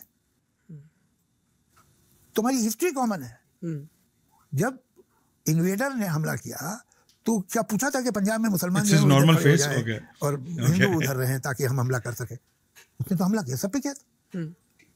ये तुमने कहाँ से सोचा कि अब्दाली जो है वो तुम्हारा आदमी है? उसने तुम पे हमला किया था। साहब जी, दूसरा जो है वो जो आया था नादिर शाह, उसने हमला किया तुम जी, तैमूर। तो ये तो कमाल की बात यह है कि जो तुम्हारे वतन पे, और उस वक्त जबकि वहां तुम्हारी कम्युनिटी मौजूद थी, उस वक्त हमला किया था। ये भी नहीं कि जब कोई दूसरी कौम बसती थी। चलो उसका भी मार्जिन दे देता हूँ मैं तुम्हें। तुम इन्हें हीरो कैसे कह रहे हो? कोई मतलब ही नहीं बनता। अच्छा, आप जिनसे अपने आप को जोड़ रहे हैं, क्या वो आपको ऑन करते हैं? भाई यहाँ सड़क पे दिल्ली में एक लड़का घूम रहा है, कह रहे जी मैं शाहरुख खान का फर्स्ट कजन हूँ। शाहरुख खान कहता है मैं जानते नहीं। तो ये है, इनको तो अब वीजा नहीं मिलता है पाकिस्तानियों को। इन्हें मालूम है पाकिस्तानियों को, इनको इसमें गल्फ में अपना यूएई में, सऊदी अरब में पाकिस्तानी को वीजा नहीं देते। आप कह रहे हैं हमारी हिस्ट्री उनसे मिली हुई, वो है हमारे, उनसे भी तो पूछ लो कि भाई साहब हम आपके कदर नहीं कि नहीं है। आप ये जिक्र किया हम लोग half truth Javed Akhtar se, because Javed Akhtar also might be influenced by a lot of people that control all the famous people in India, because he literally, it's true कि वीजा मिलना मुश्किल होता है, पर ये बताया नहीं क्यों, क्योंकि पूरी दुनिया से मुसलमान सऊदी अरब जाते रहते हैं through the year to visit Kaaba, Mecca, Medina. So there has to be a limitation, there has to be a quota. उस कोटे में अगर आप फिट होते हो तो आपको वीजा मिलता है। इसीलिए हर साल आपको ट्राई करते रहना होता है। किसी से भी पूछ लो, आप किसी मुसलमान से पूछ लो दुनिया के किसी भी कंट्री में, छोड़ो पाकिस्तान, इंडिया में पूछ लो, मुश्किल होता है सऊदी अरब का वीजा मिलना। इसीलिए there are too many people going in, so it's hard. Second, Pakistanis are known to be wanting to get out of Pakistan. Same goes for India. There are millions and millions and millions of people in India, Pakistan who want to leave, who want to go work in Saudi Arabia, Dubai. India में तो even occupied Palestine जाने के लिए ready है वहाँ के बिहार के लोग। So because there are issues like that कि इलीगल इमिग्रेशन के प्रॉब्लम ज़्यादा हो जाते हैं, लोग जाके उतर जाते हैं, इसको कहते हैं स्लिप हो जाते हैं, अंडरग्राउंड हो जाते हैं। There are issues like that. So उसके लिए भी रिस्ट्रिक्शंस हैं, और वो सिर्फ सऊदी अरब नहीं कर रहा है पाकिस्तान के साथ, वो हर कंट्री जो कि पाकिस्तान से बेहतर कंडीशन में कर रहा है। सो इसमें कोई छुपी हुई बात नहीं है। I think that's the same for Indian passport की क्या रैंकिंग है bro, one of the lowest rank passports in the world. So India हो गया, पाकिस्तान को आप इस तरह डिस कर रहे हो, मतलब come on bro, relax bro. जब नरेंद्र मोदी सरकार की विदेश नीति देखते हैं, और उसके पहले मनमोहन सिंह सरकार की भी, तो विदेश नीति कुल जमा ऐसी है जिसमें बड़ी कंटिन्यूटी दिखती है। बहुत सारी और पॉलिसीज में ऐसा होता है कि सरकार बदलती है तो नहीं। तो हमने देखा है कि अरब देशों के साथ इस सरकार में लगातार संबंध बड़े प्रगाढ़ हुए। इनफैक्ट जब पहलगाम का आतंकी हमला हुआ तभी प्रधानमंत्री सऊदी अरब के ही दौरे पर थे। शौर्य डोवाल ने, अजीत डोवाल के बेटे हैं, एक बड़ी दिलचस्प बात कही थी। हम लोग कैमरे पे ही बात कर रहे थे, बोले भाई जो ऑलरेडी आपके साथ हैं उनसे आपके रिश्ते अच्छे हैं तो क्या, जिनसे रिश्ते पहले अच्छे नहीं रहे हिस्टोरिकली, उनसे रिश्ते मजबूत करो तो बात है। एक तो ये बात है कि भारत के इन देशों के साथ रिश्ते मजबूत हो रहे हैं। दूसरा, कल्चरल रेफरेंस में हर बार अरब की तरफ देखना, इसको लेके बड़ी चर्चा होती है कि अर्बनाइजेशन, मतलब कई लोगों ने ऐसे कहा कि साहब पहले बचपन में सुनते थे कि जो मुस्लिम धर्मावलंबी हैं वो बोलते थे खुदा हाफिज, अब वो अल्लाह हाफिज बोलते हैं। अल्लाह खुदा शिया है ना, ये फारसी का वर्ड है, और ईरान में शिया है। ये खुदा जो बिल्कुल सुन्नी है, ये वो ला है। ये फारसी में खुदा नहीं, खुदा तो फिर सबका होता है, अल्लाह, अल्लाह हाफिज। मैं तो पूछता भी हूँ सुन्नियों का अलग अलग ईश्वर है। अभी तो हो गया है, यही दिख रहा है। उसके अलावा मैं उनसे पूछता हूँ कि starts laughing at like things he shouldn't be laughing at, but it's okay, I guess that's the same. और एक और एक्सप्रेशन है कि I hope God doesn't happen, make it happen like this, जो बुरी बात कि खुदा ना खास्ता ऐसा हो जाए। आपने भी सुना होगा 50 बार। जी जी। तो मैंने उनसे पूछा क्या तुम अल्लाह ना खास्ता कहने लगे, क्या कहते हैं? क्या जवाब क्या मिलता है? दो तरीके हैं, और ये बात मैं सिर्फ उधर के लिए नहीं कह रहा हूँ, इस मुल्क के भी कुछ लोगों से कहना चाहता हूँ जी। दो तरीके हैं जिंदा रहने के, या तो इंक्लूड करो या एक्सक्लूड करो। जब इंक्लूड करने के मोड में होगे तो तुम इंक्लूड करते ही चले जाओगे और बड़े से बड़े होते चले जाओगे, फैलते जाओगे। और जब एक्सक्लूड करोगे तो ये भी एक कांस्टेंट प्रोसेस है। ये तो शिया तो मुसलमान थे, अब नहीं रहे, अब वो कहते हैं शिया मुसलमान ही नहीं है। अच्छा, वो कादियानी जब पार्टीशन हो रहा था तो मुसलमान था, बाद में नहीं रहा। तो ये हुआ क्या है कि अब आप, ये ऐसा है कि प्याज को ढूंढने के लिए छिलके उतारना शुरू करो। तो प्याज कहाँ है? प्याज तो छिलके ही है, प्याज मिलेगा ही नहीं तुम्हें। यहाँ भी कुछ लोग प्याज के छिलके उतारना चाहते हैं, वो कुछ नहीं है, वो निकालते रहोगे और मालूम होगा कुछ हाथ में आया। Very good analogy. जब बटने का Really good और analogy. बांटने का मूड है तो उसकी भी कोई हद नहीं है। ये समझने वाली बात है वॉइस। जब जोड़ने का और जुड़ने का मूड है तो उसकी भी कोई हद नहीं। वैसी चीजें मिलती रहेंगी। तो वहाँ ये जो एटीट्यूड है, एक बात और कहूँ, कुछ लोग जरा गलत भी समझते हैं। आजकल मुझे पाकिस्तानी कम से कम रोज 50, 60, 70 इंतहाई बुरी गालियों के मैसेजेस भेजते हैं। व्हाट्सएप आपका नंबर, तो उनका नंबर कैसे मिला? अरे भैया, गलत भी समझते हैं। आजकल मुझे पाकिस्तानी कम से कम रोज 50, 60, 70 इंतहाई बुरी गालियों के मैसेजेस भेजते हैं। व्हाट्सएप आपका नंबर, तो उनका नंबर कैसे मिला? अरे भैया, नंबर सबको सबका मिल जाता है, और एक को मिल गया तो फिर समझो सबको मिल गया। तो वो उनमें से अक्सर तो ऐसे होते हैं कि भाई मैं किसी को दिखा भी नहीं सकता या किसी को सुना भी नहीं सकता। अंग्रेजी में भेजते हैं, उर्दू में? नहीं, उर्दू में भी, अंग्रेजी में भी, रोमन में भी। हाँ। तो कि ये कौन लोग हैं, मतलब चलो देख, मैं आपको एक बात बताऊं, एक मुहावरा है कि अगर किसी इंसान को पहचानना है, चलो ललन टॉप ने एटलीस्ट सच तो बोला, there is no Hindi, it's Urdu, right? होते हैं कि I like how you said अंग्रेजी में बोलते हैं, उर्दू में, because that's the only two languages we अंग्रेजी में स्पीक। भेजते हैं, उर्दू में? नहीं, उर्दू में। या अंग्रेजी और उर्दू ही दो ऑप्शंस हैं लैंग्वेज के जो हम साउथ एशिया में बोलते हैं। जो आप लोग स्पीक करते हो वो उर्दू है, 90% of it is Urdu anyway. और जो इंटरव्यू के शुरू में जो उन्होंने इंट्रोडक्शन दिया था वो हिंदी थी, पर वो कौन बोलता है? कोई नहीं बोलता वो। तो it's mostly Urdu and mostly English में भी, अंग्रेजी में भी, रोमन में भी। हाँ। तो कि ये कौन लोग हैं, मतलब चलो देख, मैं आपको एक बात बताऊं, एक मुहावरा है कि अगर किसी इंसान को पहचानना है तो या तो 14 बरस उसके साथ रहो और या उसके साथ सफर करो। मेरा ख्याल है कि एक तीसरा टेस्ट और भी होता है आदमी का, उसे गुस्से में देखो। शरीफ आदमी का गुस्सा कुछ और तरह होता है और घटिया आदमी का गुस्सा किसी और तरह का होता है। उसकी क्लास क्या है उसका गुस्सा बताएगा, इसलिए कि उसके सारे मास्क, सारी नकाबें गिर चुकी है। ट्रू। शरीफ आदमी को भी गुस्सा आता है, घटिया आदमी को भी गुस्सा आता है। तो आप जब घटिया आदमी मैसेज पढ़ ले तो मालूम होता है घटिया आदमी है, इसकी क्या ब्रिंगिंग है, क्या परवरिश हुई है, इसे क्या मॉरल वैल्यूज दी गई हैं, वो इसके गुस्से की मैसेज से मालूम होता है। घटिया आदमी तो पहचान ऐसे भी लोग हैं जो गुस्से में भी आपसे गुस्से की बात करेंगे आपकी। तो इट्स ट्रू। मुझे अभी लास्ट वीक यहाँ ग्रोसरी स्टोर पे एक इंडियन आदमी मिला, मिलते ही उसने मुझसे बात करना शुरू कर दी। मुझे समझ में आ गया कि how does he know me. Like कैसे हो ब्रो? मैंने उसको हाथ मिलाया, उसको गले लगाया, इंट्रोडक्शन किया उसको। मुझे कह रहा है अरे भाई, मुझसे मुझे अपना नाम बताया, हाथ मिला के मैंने उसको कहा फर्रुख। कह रहा है अरे भाई पता है भाई आपको, इस तरह कर रहा है। And then he started talking about politics.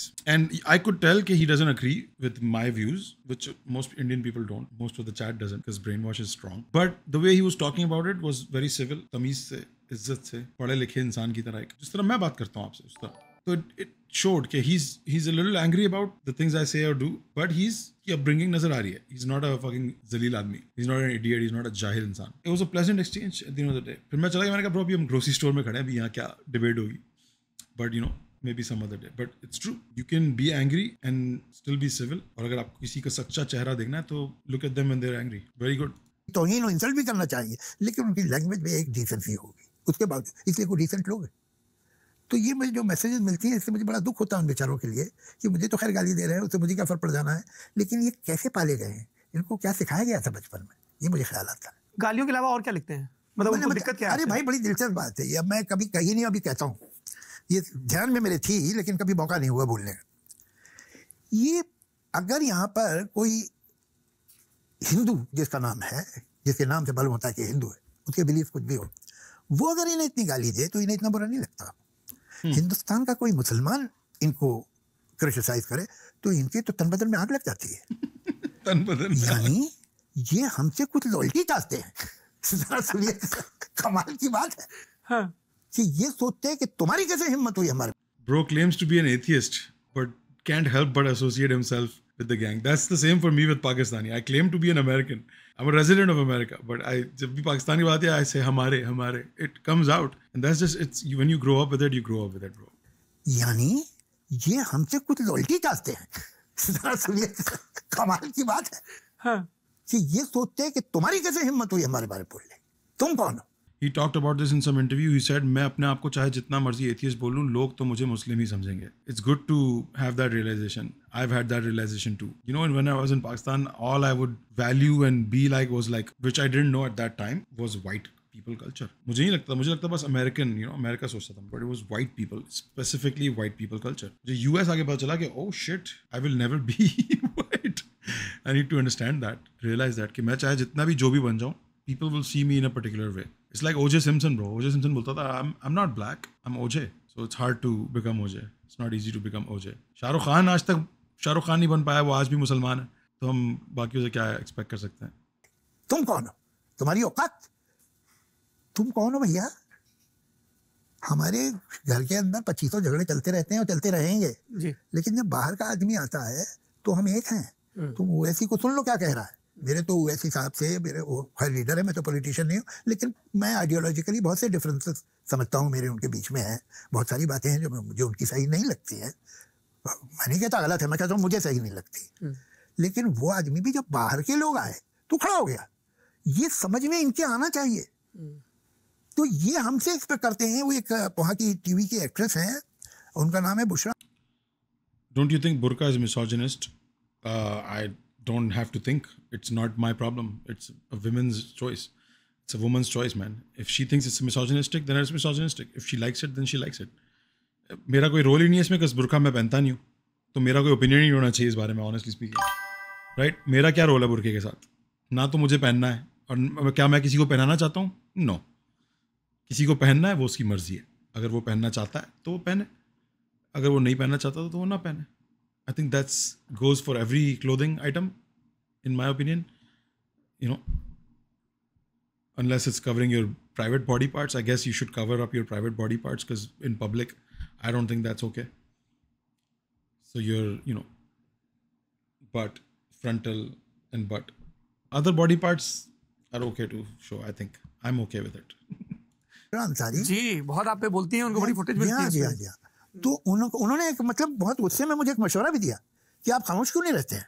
आपको बोले अरे तुम कौन भाई, मुझे बता दे कि कब मैं बोलूं और कब तुम चुप खामोश रहो. हाँ, बोले कि नसीरुद्दीन शाह शांत रहते हैं, आप भी शांत रहिए. आप भी शांत रहिए.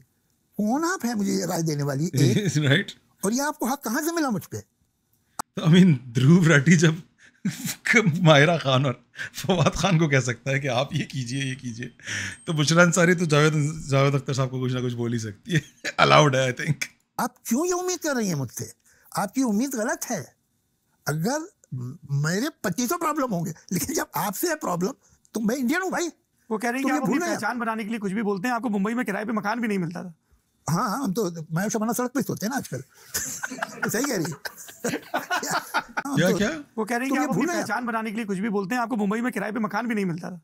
हाँ, हम तो मैं शबाना सड़क पे सोते हैं ना आजकल. सही कह रही है. Is he really dismissing it?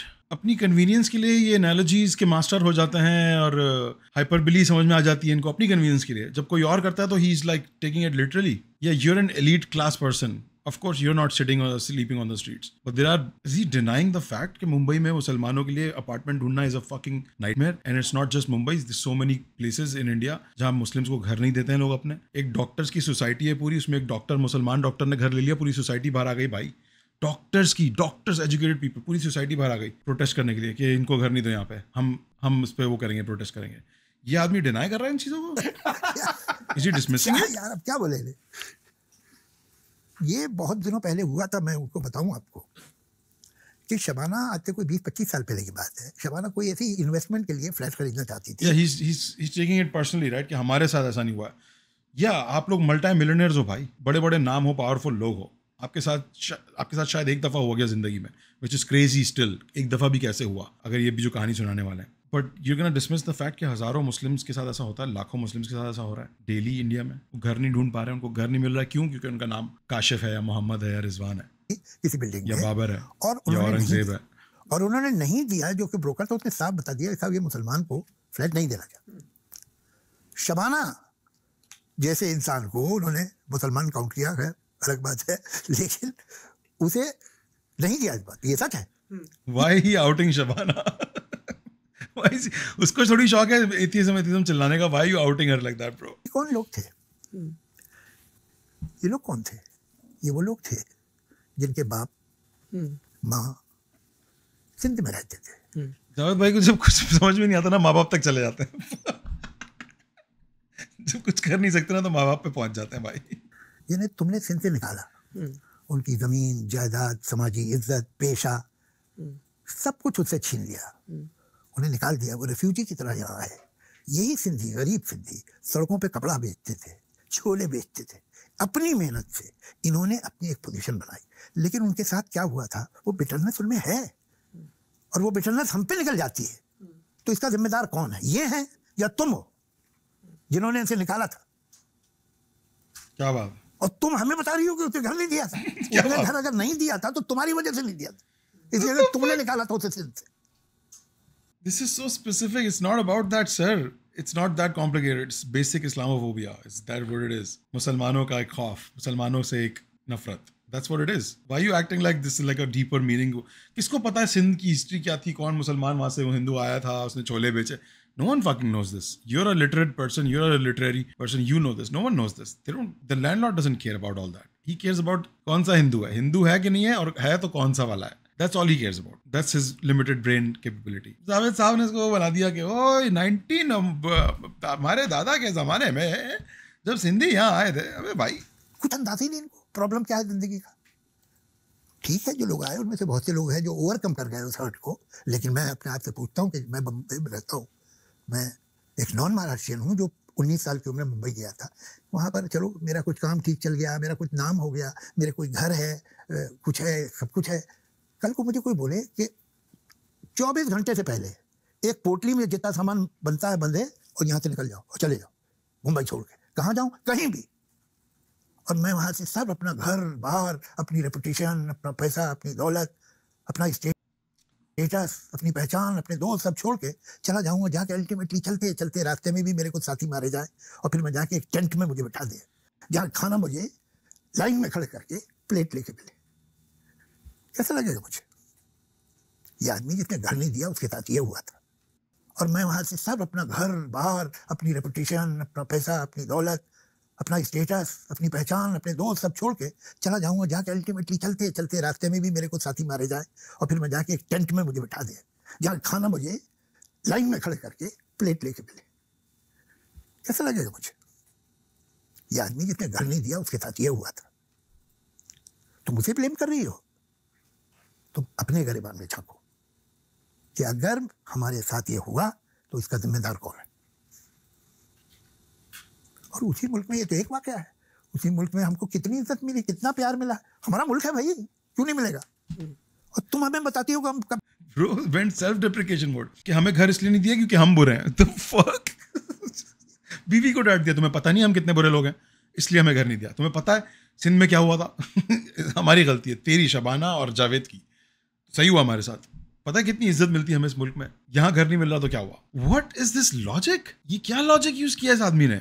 What, is he out of his mind? What is this justification, bro? What is this justification? That's like if I go to Bangladesh, right, to tour for visiting, like to see Dhaka and Chittagong, and someone comes and stabs me, right, punches me and stabs me in the arm, and then I go, नहीं सही है यार, वो पता नहीं है कि 1971 में आर्मी वालों ने इनके साथ क्या किया था, सही हुआ मेरे साथ। हाँ? What? मेरे साथ क्यों सही हो गया? Why am I paying for their sins? What? That's so dumb. And मेरा तो चलो फिर भी शायद थोड़ा सा कनेक्शन बनता है, इसने तो कहाँ से कहाँ मिला दिया। सिंधी हिंदू जब आए थे और किसी रैंडम इंसान ने वहां कुछ किया था, तू मुसलमान। अबे भाई क्या? Is he okay? अब चुप रहे, ये तुम बताओगे। कमाल की बात है। ये बताइए, हम लोग पाकिस्तान का जिक्र हो रहा है, आप फरवरी 2023 में शायद आखिरी दफा पाकिस्तान गए थे। तो आपको मालूम है ना कि अब नहीं जा पाऊंगा कि अब नहीं जा पाऊंगा। अच्छा, मैं समझा सिर्फ मुझे को पता। ठीक है, हाँ गया था मैं जी। देखिए एक बात बताऊं, ये दो चार लोग इस तरह बात कर ले हैं। यहाँ इस मुल्क में, उस मुल्क में गड़बड़ क्या है? वहाँ गड़बड़ है फौज, इस्टेब्लिशमेंट और एक्सट्रीम फिनाटिक मुल्ला। मैं इन खातून से जिन्होंने मुझे कहा था कब चुप रहो कब बोलो, पूछता हूँ, और इन जैसे तमाम लोग जो मुझे अभी गालियाँ Pakistan. Bro, he literally said कि तू शबाना अपने आप को क्या समझती, इस तरह करके। Come on, just listen to what he said. तुम मुझे ब्लेम कर रही हो? तुम अपने गिरबान में झांको कि अगर हमारे साथ ये हुआ तो इसका जिम्मेदार कौन है। हम से भेज रहे, तुम अपनी फौज से खुश हो, हैप्पी हो, परफेक्ट है, जो तुम्हारी जिंदगी पे उसका जो असर है तुम्हें पसंद है। तुम अपने इस हुक्मरानों से खुश हो, ये सही लोग हैं, अच्छे लोग हैं। तुम इन मुल्लाओं से खुश हो जो तुम्हें बताते हैं कि यहाँ खड़े हो, वहाँ खड़े हो, ये कपड़ा पहनो, वो मत पहनो, ये औरत सर पे पल्लू क्यों रखे हुए नहीं रखे है, इसका हिजाब कहाँ गया? तुम उनसे खुश हो? सच है कि तुम खुश नहीं हो तीनों से। Of course. तो हमें भी ये तीनों बुरे लगते हैं, हमें तुमसे कोई शिकायत नहीं है। तुम कभी बेवकूफ़ी की एक आध बात कर लो, अलग बात है, मगर तो भाई अगर कोई बुरा हुक्मरान है, कोई बुरा रूलर है, तो सबसे ज़्यादा बुरा तो उसके लिए होगा ना कि जो उसके मातहत है, जो वहाँ जनता है, जहाँ आवाम है वहाँ की। हमारा क्या बिगाड़ लेगा वहाँ का बुरा रूलर जो तुम्हारा बिगाड़ रहा है? तो जो लोग तुम्हें नापसंद है वहाँ, वही हमें नापसंद है। हमें वहाँ के आम आदमी तो कोई शिकायत नहीं, बल्कि बड़े अच्छे लोग होते हैं।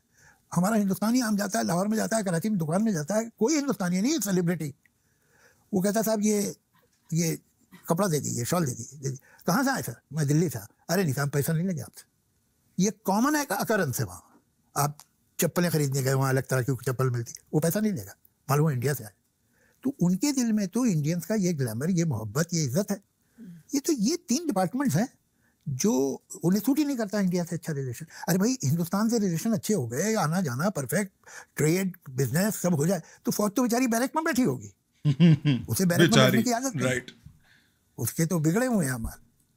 मुल्ला की पावर क्या रहेगी? वो तो तभी तक पावर होगी जब तक वो फेनेटिज्म प्रीच कर सके। अगर उसे दरगुदर कर दिया गया और नॉर्मल हो गए लोग, सेकुलर हो गए, तो वो तो बेचारा बेरोजगार हो जाएगा।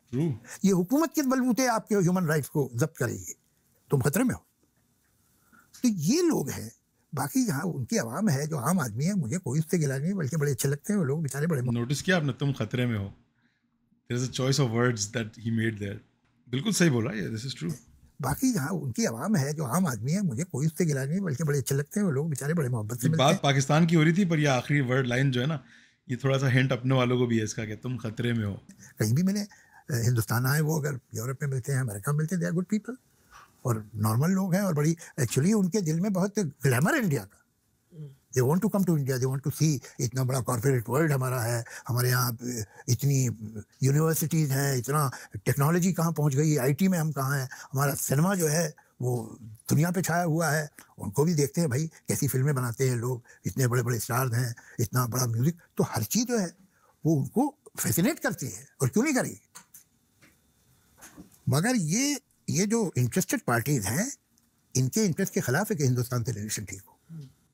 आपकी एक बड़ी वायरल स्पीच है जो जब आप गए थे आखिरी दफ़ा पाकिस्तान तब की, कि जिसमें ऐसे ही सवाल पूछा गया कि साहब सब इतना कॉमन है, हम लोग इतने अच्छे हैं, तब आपने कहा था कि साहब 26/11 के आतंकी भी तो। नहीं, उन्होंने इतनी प्यारी बात नहीं की थी। हाँ। कि ऐसा बच्चे हैं अभी।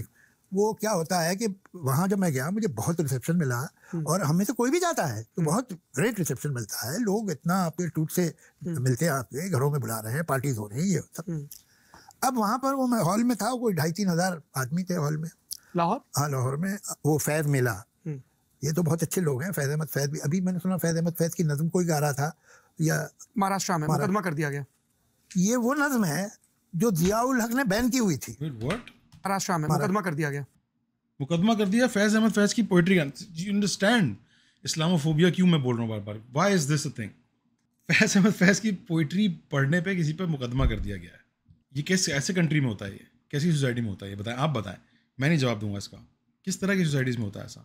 मैं तो जानता हूँ, मैं तो पाकिस्तान से हूँ, मुझे पता है वहाँ पे भी नहीं होती इतनी गिरी हुई हरकत। Let me just tell you that.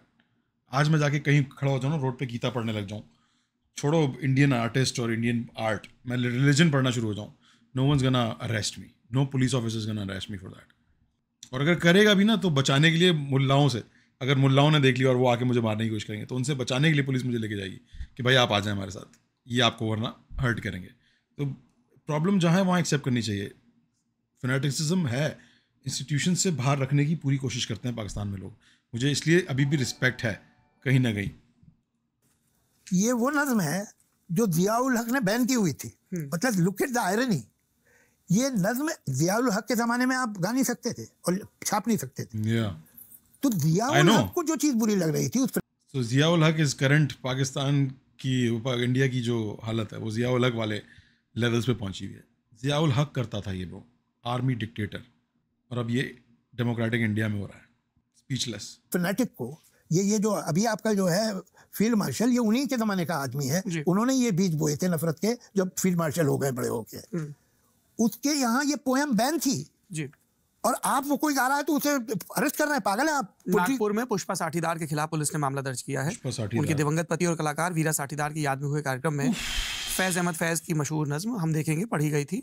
तो एक नागरिक ने शिकायत की और कहा कि एक ऐसे समय में पढ़ी गई एक पाकिस्तानी शायर की नज्म जब पाकिस्तान समर्थित आतंकी हमले से हम जूझ रहे हैं, और इसके जरिए सरकार को फांसीवादी बताया और उसे तख्त से हिलाने की बात कही गई।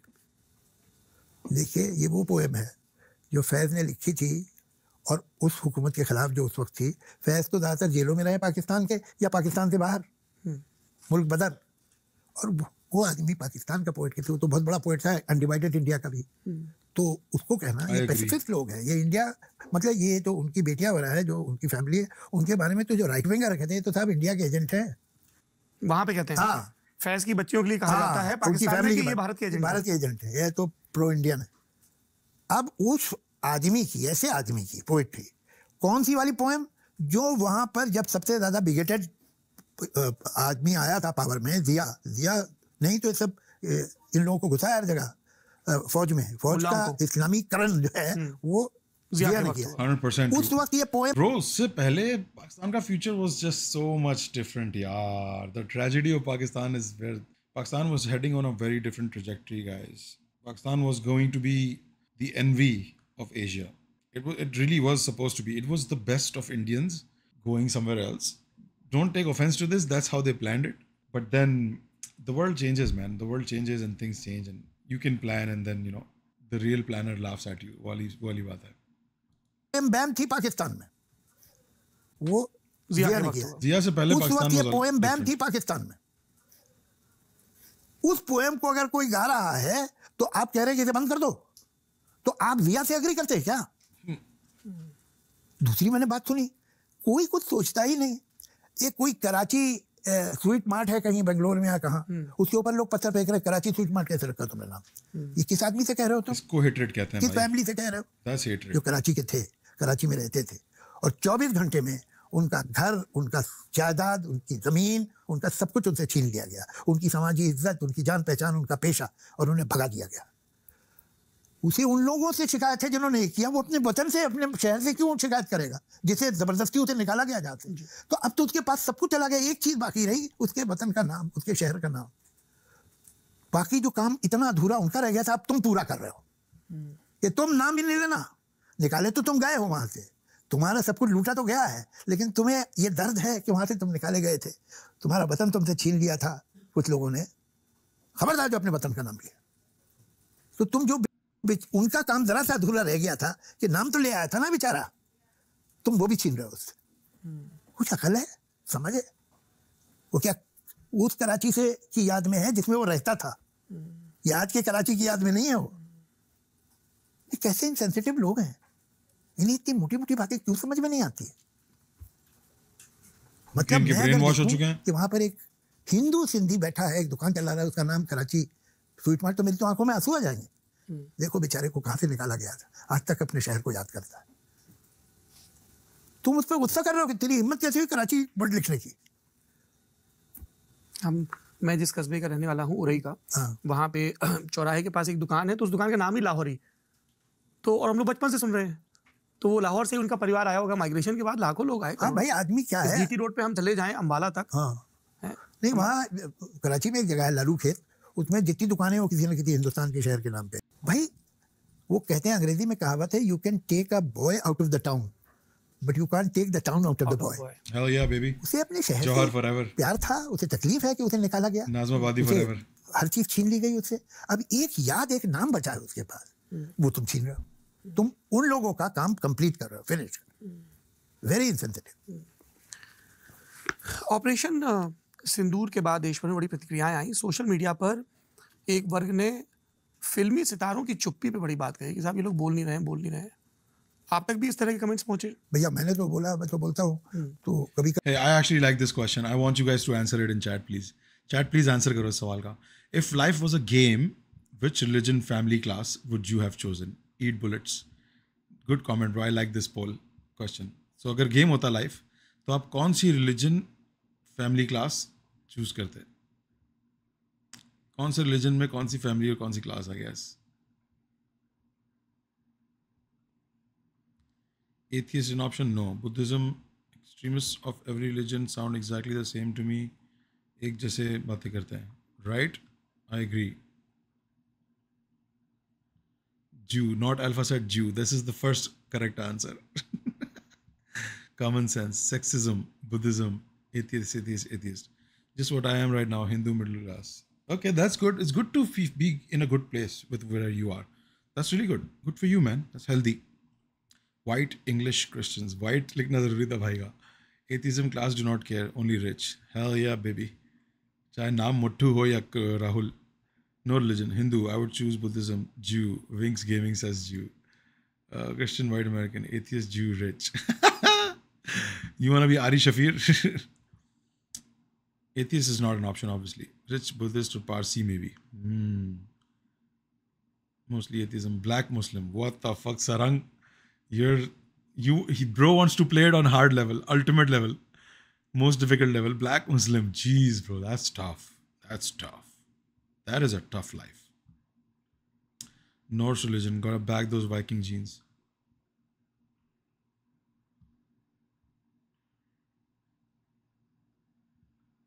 That's true, Harshit. जो अपर वाले ने दिया दिमाग उसका उसी से करते हैं.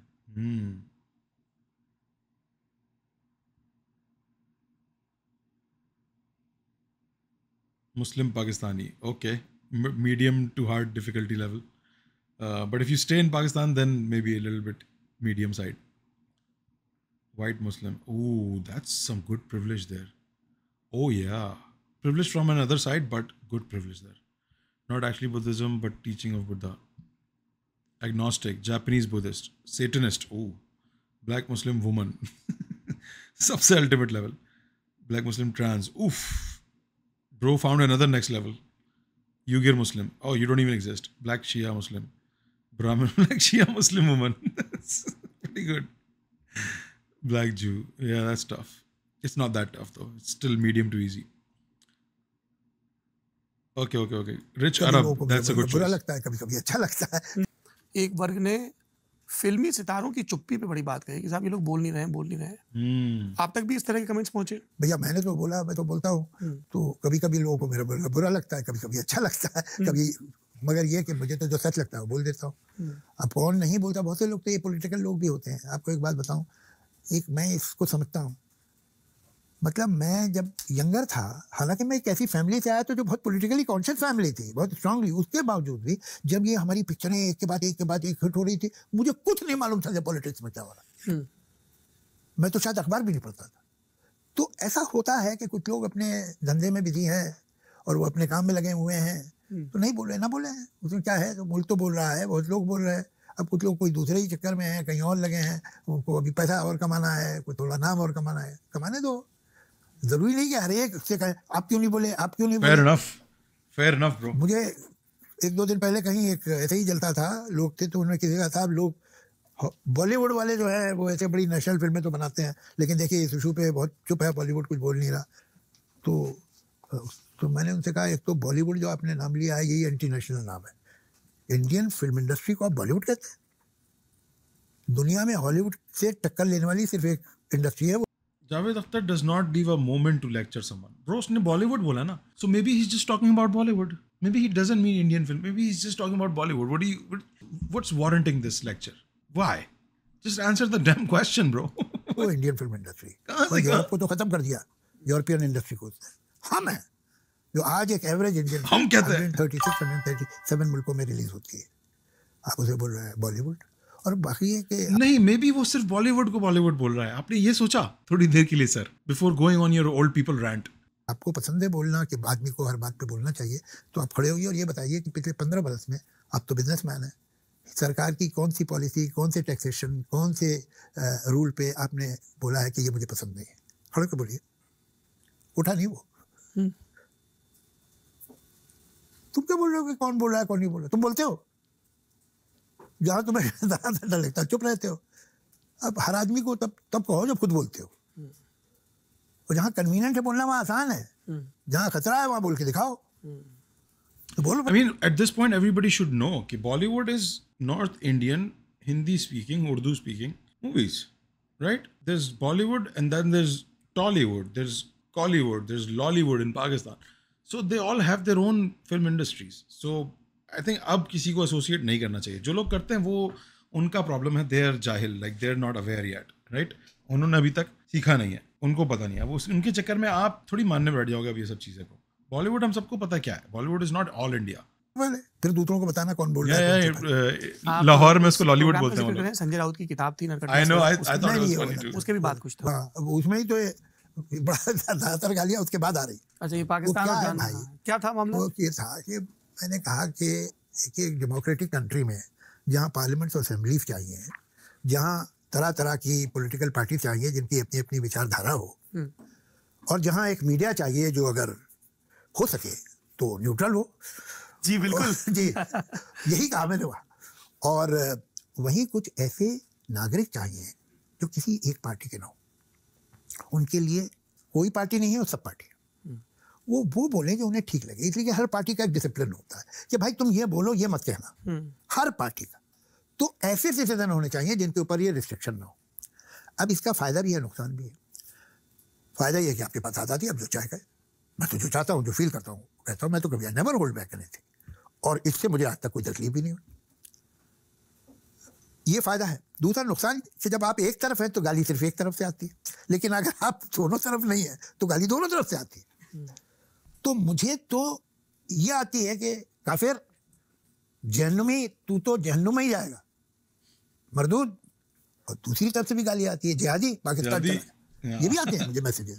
मुझे भी जिहादी कह सकते हैं लोग. कमाल है, इमेजिनेशन बहुत रिच है. तो मैंने कहा कि us Javed sir, us like relatable, so I can't believe the tweet that got me my channel banned contained the word he is jihadi. उस ट्वीट में ये लिखा हुआ था इस जिहादी, और उस ट्वीट की वजह से मेरा चैनल बैन हुआ. It just hurts me more, like it hurts more. Ban तो हुआ, बहुत बुरा हुआ, दुख होता है, पर इस वजह किसी ने ये बोला और आपने मान लिया. यार आपने एक दफा भी 7 साल से मैं क्या मरवा रहा था यार तेरे चैनल पे बैठ के, एक दफा भी मेरा वीडियो नहीं देखा गया यार. कैसे बोल सकता हूँ आप यार मुझे या जावेद अख्तर को जिहादी? Bro, that's crazy bro. मतलब सारे जो फंडामेंटलिस्ट हैं इंडिया के, वो मिल के मुझे ऑफर क्या दे रहे हैं कि भैया तो पाकिस्तान चले जाओ, जहन्नुम चले जाओ. अब अगर सिर्फ इतनी चॉइस है तो फिर मैं जहन्नुम चला जाऊँ. अब ये उन्हें बहुत बुरा लगा कि साहब पाकिस्तान तो आप आना नहीं चाह रहे, आप जहन्नुम जाना चाह रहे. भाई तुम तो वैसे भी मुझे वीज़ा नहीं देते हो. ये तो इनका असर था जो मैंने बुलवा लिया. इससे पहले एक मुगल आजम का जो कलर प्रिंट बना था, उसके आसिफ के बेटे हैं, वहाँ रहते हैं लंदन में, अकबर आसिफ. बड़े ज़बरदस्त आदमी हैं, उनसे मिले, अजीब पर्सनैलिटी है उनकी, बाप जैसी. तो वहाँ पर कश्मीर में बहुत बड़ा फ्लड वगैरह आया था POK में जी. तो वहाँ बहुत बर्बाद हो गए थे लोग. तो देखिए उसने कहा कि साहब ये हमारे फादर की फिल्म है. You should be ashamed to call it POK. Like, come on, man. You should know better. There's only one occupied side of Kashmir. And we all know which side that's on. I'll be right back. पानी लेके आ रहा हूँ. थोड़ी देर गुस्सा कर लो जब तक. तो इंडिया में तो रिलीज हो रही है. हम आपका प्रीमियर वहाँ भी करते हैं. लाहौर और कराची और इस्लामाबाद 3 प्रीमियर करेंगे. हिंदुस्तान से हम रिक्वेस्ट करेंगे कि एक बड़ी टीम आए और 24 घंटा PTV पे प्रोग्राम्स करे पाकिस्तानी आर्टिस्टों के साथ, और जो भी पैसा हो वो उस फ्लड के लिए दिया जाए. 2010 के अंदर हमारे आर्टिस्टों से बात की, सब तैयार हो गए. श्री देवी और जैकी श्रॉफ और अनिल कपूर और एक लंबी लिस्ट, बड़े बड़े, माधुरी दीक्षित, ये होता. और मुझे वहाँ पर बॉम्बे फिल्म इंडस्ट्री में मुझे लीडर बनाया गया कि भैया डेलीगेशन को लीड ये करेंगे. तो 21 आदमी मेरे समेत 21 आदमी थे, और ये सारे स्टार, नॉन स्टार. तो ठीक है, हम चले जाएंगे भाई, अच्छी बात है, अच्छा कॉज है, कहीं भी इंसान मुसीबत में मदद करो. तो हमारा गया, 2 दिन बाद हमें जाना था. गया तो उसने 20 दे दिए वीज़ा, और कहा कि ये 20 है. तो कहना भाई वो जावेद साहब का भी? कहने नहीं, वो नहीं, वो ये पाकिस्तानी दूतावास का जवाब. दूतावास. तो कहें क्यों नहीं? कहने हम उसका कोई जवाब नहीं दे सकते, उनको वीज़ा नहीं. तो आप रा के लिए काम करते होंगे, और नहीं तो क्या, और क्या रीजन हो सकता है? कनेक्शन होगा आपका रा के साथ, इसलिए आपको बोला कि नहीं आप नहीं आओगे. तो वापस आए. अच्छा वो है कि आसिफ का बेटा, वो तो तगड़ा आदमी, उसने फ़ोन किया है कि देखिए जो हमारा लीडर है, हमारा डेलीगेशन जो इंडिया का आ रहा है, अगर आप उसी को वीज़ा नहीं देंगे तो मैं सब कैंसिल कर दूँ. और उस आदमी से तब तक मेरी मुलाकात नहीं थी. I never set my eyes on him. That's not a rage bait. That's just a joke. It's not a rage bait. हमारे तो किसी का बाप थोड़ी जावेद अख्तर चैट में 8 घंटे बुरा लगेगा. तो टाइम दे दिया था डेडली. तो इनसे जो यहाँ के उस ज़माने में थे हाई कमिश्नर दिल्ली में, उनसे मेरी यहाँ के फंक्शन में 1-2 बार मुलाकात हुई. तो मैंने उन्हें फ़ोन किया कि क्या वजह है कि आप लोग मुझे वीज़ा नहीं दे रहे? कोई खास नहीं था. खले कैसे हो सकता है, हो नहीं सकता, मैं आपको अभी आधे घंटे में वापस फ़ोन करता हूँ, या कोई गड़बड़ है, कन्फ्यूजन है, हो नहीं सकता। उनका फ़ोन वापस नहीं आया मुझे, आधे घंटे अभी तक मैं बैठा हूँ फ़ोन के पास, लेकिन वापस उसने जो डेडलाइन दी थी कैंसिल कर दिया था, तो कैंसिल हो गया, only because they had not given me visa. तो ये तो वीज़ा इन लोगों ने कुछ इन्फ्लुएंस इनका रहा होगा फैज साहब की बेटियों का, कि मुझे बुला लिया। अब मैं वहाँ बैठा था भाई, बहुत अच्छी तरह मेरे ऑटोग्राफ बुक्स पे दे रहे हैं, देते देते थक गया, इतने ऑटोग्राफ बुक पे किए। उसके बाद वहाँ एक जो फॉर्मल बातचीत मेरे साथ, कोई 2,500 का हॉल, सब भरा हुआ ये वही फरवरी 2023 लाहौर 23 फैज मिला। मैं स्टेज पे बैठा हूँ, वो फैज के ग्रैंडसन वाज गुफ्तगू कर रहे थे, और सवाल जवाब भी Q&A। तो अब सब अच्छे ही सवाल कर रहे थे, कुछ एटमॉस्फेयर वाज वेरी प्लेजेंट। मगर एक थर्ड फोर्थ लाइन में एक मैडम खड़ी हो गई जी, तो वो क्या बादाम खा रहे हो ना, तो बीच में एक कड़वा बादाम आ जाता है कभी कभी, तो वो कड़वा बादाम खड़ी हुई, तो कहने नहीं, देखिए आप यहाँ 2 दिन हो गए हुए और आप देख रहे हैं कि हम लोग कितनी अच्छी तरह आपसे मिल रहे हैं, तो आप लोग हमारे बारे में क्या समझते हैं कि हम बड़े खराब हैं, और हम तो कितना ओपन आर्म से आपसे मिलते हैं, हमने कोई बॉम्ब। यही सबसे, I think this is like, unless you are doing it in jest, which they pretend to do it as a joke, but they're serious, never do that. That's like you're asking to be called nice. Instead, just be nice. And वो जावेद अख्तर भी कोई bot थोड़ी है, इंसान है ना. When he receives niceness, he will feel it, right? Niceness लगेगी जा. He will know. You don't have to force him to say that you are nice. That means you are not nice. This is like Pakistan logic, world cup कराना कि world cup कर लो, हमारे पास बहुत सारी security है. ओ भाई, क्यों चाहिए इतनी सारी सिक्योरिटी? कोई तो गड़बड़ होगी, इसीलिए इतनी सारी चाहिए ना हर किसी को. तो it's like, why are you asking him to say that you are nice? Just be nice. And if you are nice enough, और if he is feeling it enough, he will say it, right? And if he doesn't say it, then try to be nicer, I guess, you know. So ये logic यही पे गड़बड़ है. ये कड़वा बादाम, बिल्कुल सही नाम दिया, दैट्स अ कड़वा बादाम. हम तो फेंक नहीं दिया आप पे, और कोई गोली तो चला नहीं थी, तो आप लोग वापस जाके समझाइए इंडियंस को कि वो हमारे बारे में जो राय रखते हैं बहुत गलत है, हम ऐसे नहीं है. देखिए, अब ये बात वो है उस पर अभी भी व्हाट्सएप पे है. मैंने कहा ये जवाब मैं तकल्लुफ से नहीं दे सकता हूँ, तो मैं खुल के बात करूँगा. आपके यहाँ से बड़े बड़े सिंगर्स आए हैं, नुसरत, मेहदी अली खान, बड़े गुलाम अली, हमारे तो बड़े बड़े फंक्शन हुए. फैज़ अहमद फैज़ जब इंडिया आए थे अटल जी के ज़माने में, तो अटल जी ने उन्हें ऐसा रिसेप्शन दिलवाया था हर जगह, जैसे कोई हेड ऑफ स्टेट हो. राजभवन में ठहरते थे, सामने लाल बत्ती की गाड़ी चल रही है, ऐसा इज्जत उनकी हर जगह जो उनके फंक्शन हुए. आपके यहाँ तो लता मंगेशकर का फंक्शन कभी नहीं हुआ. हाँ, आप कैसे ऊपर नाम रखती है पता नहीं. जब आने नहीं दिया होगा उनको. बताऊँ, ये मैं वहाँ नहीं कहा और क्या बोलूँ. 60s, 70s, 80s, 101% the most popular Indian in Pakistan was Lata Mangeshkar. बड़े बड़े जो पोइट्स हैं वहाँ के, छोटे मोटे नहीं, Parveen Shakir, Qateel Shifai, they were known poets. उन्होंने पोएम्स लिखी हैं लता मंगेशकर पे. मगर लता मंगेशकर का फंक्शन वहाँ के एस्टेब्लिशमेंट ने परफॉर्मेंस नहीं होने दिया. तो ये है आपकी आर्म्स खुली हुई. हमारे यहाँ तो सब आए थे, बाकी बच्चा के हम आपको क्यों समझते हैं कि बॉम्ब नहीं फेंक देंगे, ये नहीं फेंक देंगे. मैं Mumbai. Why do I feel like it's probably true now that I'm thinking more about it? Oh yeah, होने नहीं दिए कॉन्सर्ट. ऐसा नहीं कि उनको आने की इजाज़त नहीं थी इंडिया से, उनको थी परमिशन, वो आ सकते थे अगर उनको बुलाया जाता और सब कुछ सही होता, you know. Yeah I can see that happening. Yup, I think he is right. रहने वाला, मैंने अपने शहर को जलते देखा है. तो वो जो लोग आए थे वो स्वीडन से तो नहीं आए थे, और ना इजिप्ट से. यार इतने दिनों से हमको क्यों डांट रहे थे? Sorry, I'm sorry bro, I'm sorry. तो वो जो लोग आए थे वो स्वीडन से तो नहीं आए थे, और ना इजिप्ट से. और आपके शहर में वो आज भी खुले घूम रहे हैं. तो ये मुझे मत बताइए. तो सन्नाटा हो गया, और मैं अगले दिन वापस आ रहा था. वो मेरा प्रोग्राम ही था अगले दिन वापस आने का. तो मेरे ख्याल से 24 घंटे लगे सिंक इन होने में कि इसने क्या कहा है. उसके बाद बड़ा हंगामा हुआ, मगर मैं इंडिया में था उस वक्त. तो उसके बाद तो सवाल ही नहीं था कि दोबारा वो बुला सके बेचारे मुझे. अभी भी जब आपने ये He's getting old, man. I mean, a lot of the things in this whole video I've said, which I don't really mean, man. I respect the guy. He's such a legend, man. And with age, yeah, things happen, certain things happen, but we can understand. हम लोग अभी इनके मुकाबले क्या है, बच्चे चीटियां हैं. We don't really know the vast knowledge that he has. We don't understand. We can't. We don't have that experience. We don't know. We don't know. What he knows, we don't know. I just want to say that. ऐसा लग रहा है कि मैं शायद बीच में जावेद साहब की बहुत casual हो रहा हूँ उनके बारे में. We're just on the fucking internet. It's fine. This doesn't mean anything. उसके बाद तो सवाल ही नहीं था जी कि दोबारा कभी he collected like some Pakistani people who hated on him. He collected their tweets. बुला सके बेचारे मुझे. अभी भी जब आपने ये जहान्नुम या पाकिस्तान वाली टिप्पणी की तो वहाँ पे मिशी खान, इमरान अब्बास, शर्मिला फारूकी, मतलब कोई नेता है, कुछ अभिनेता, एक असीम महमूद है, उन्होंने तो ये भी बोल दिया कि आपकी इच्छा जल्द पूरी हो जाए. मतलब उन्होंने आपके मरने की भी दुआ कर ली. एक ने कहा, इमरान अब्बास ने, कि नर्क में भी शायद इकॉनमी सीट मिलेगी. देखिए, अगर उनकी दुआ में असर होता तो इस हाल में थोड़ी होते जिस हाल में है. Burn. It's a good burn.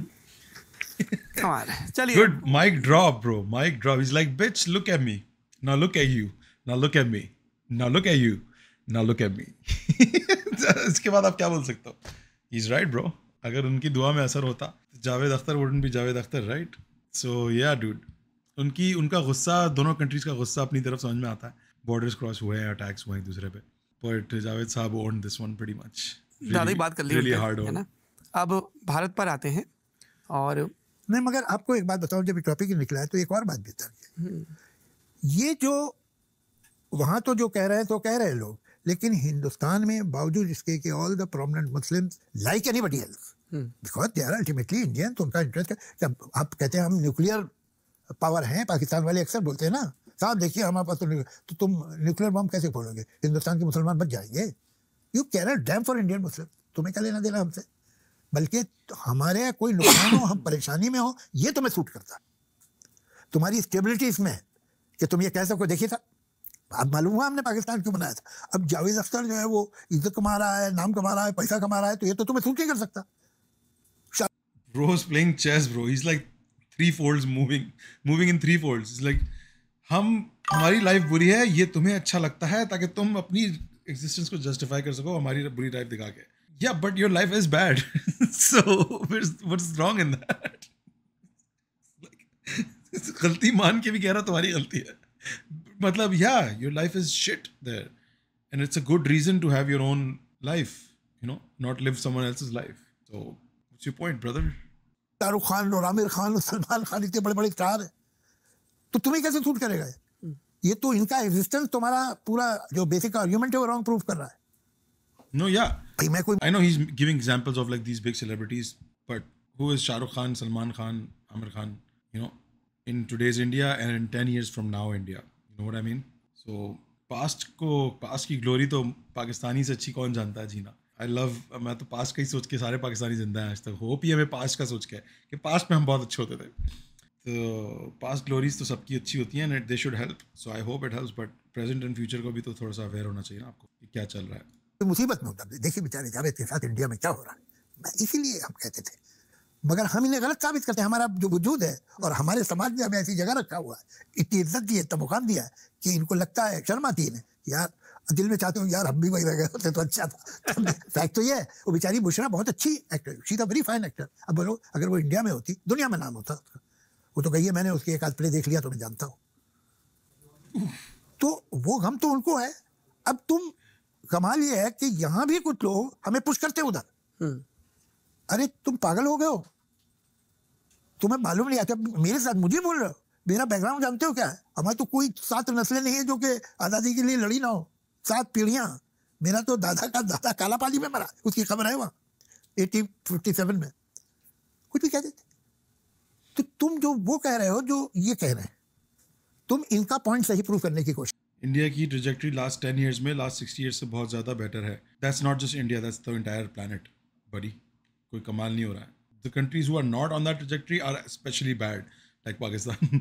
But ये तो पूरी दुनिया का ही ट्रेजेक्टरी ऐसे हुआ है. Economically speaking, rich kept getting richer and then billionaires got created in the last 20 years on a higher rate than any time in the history of human beings.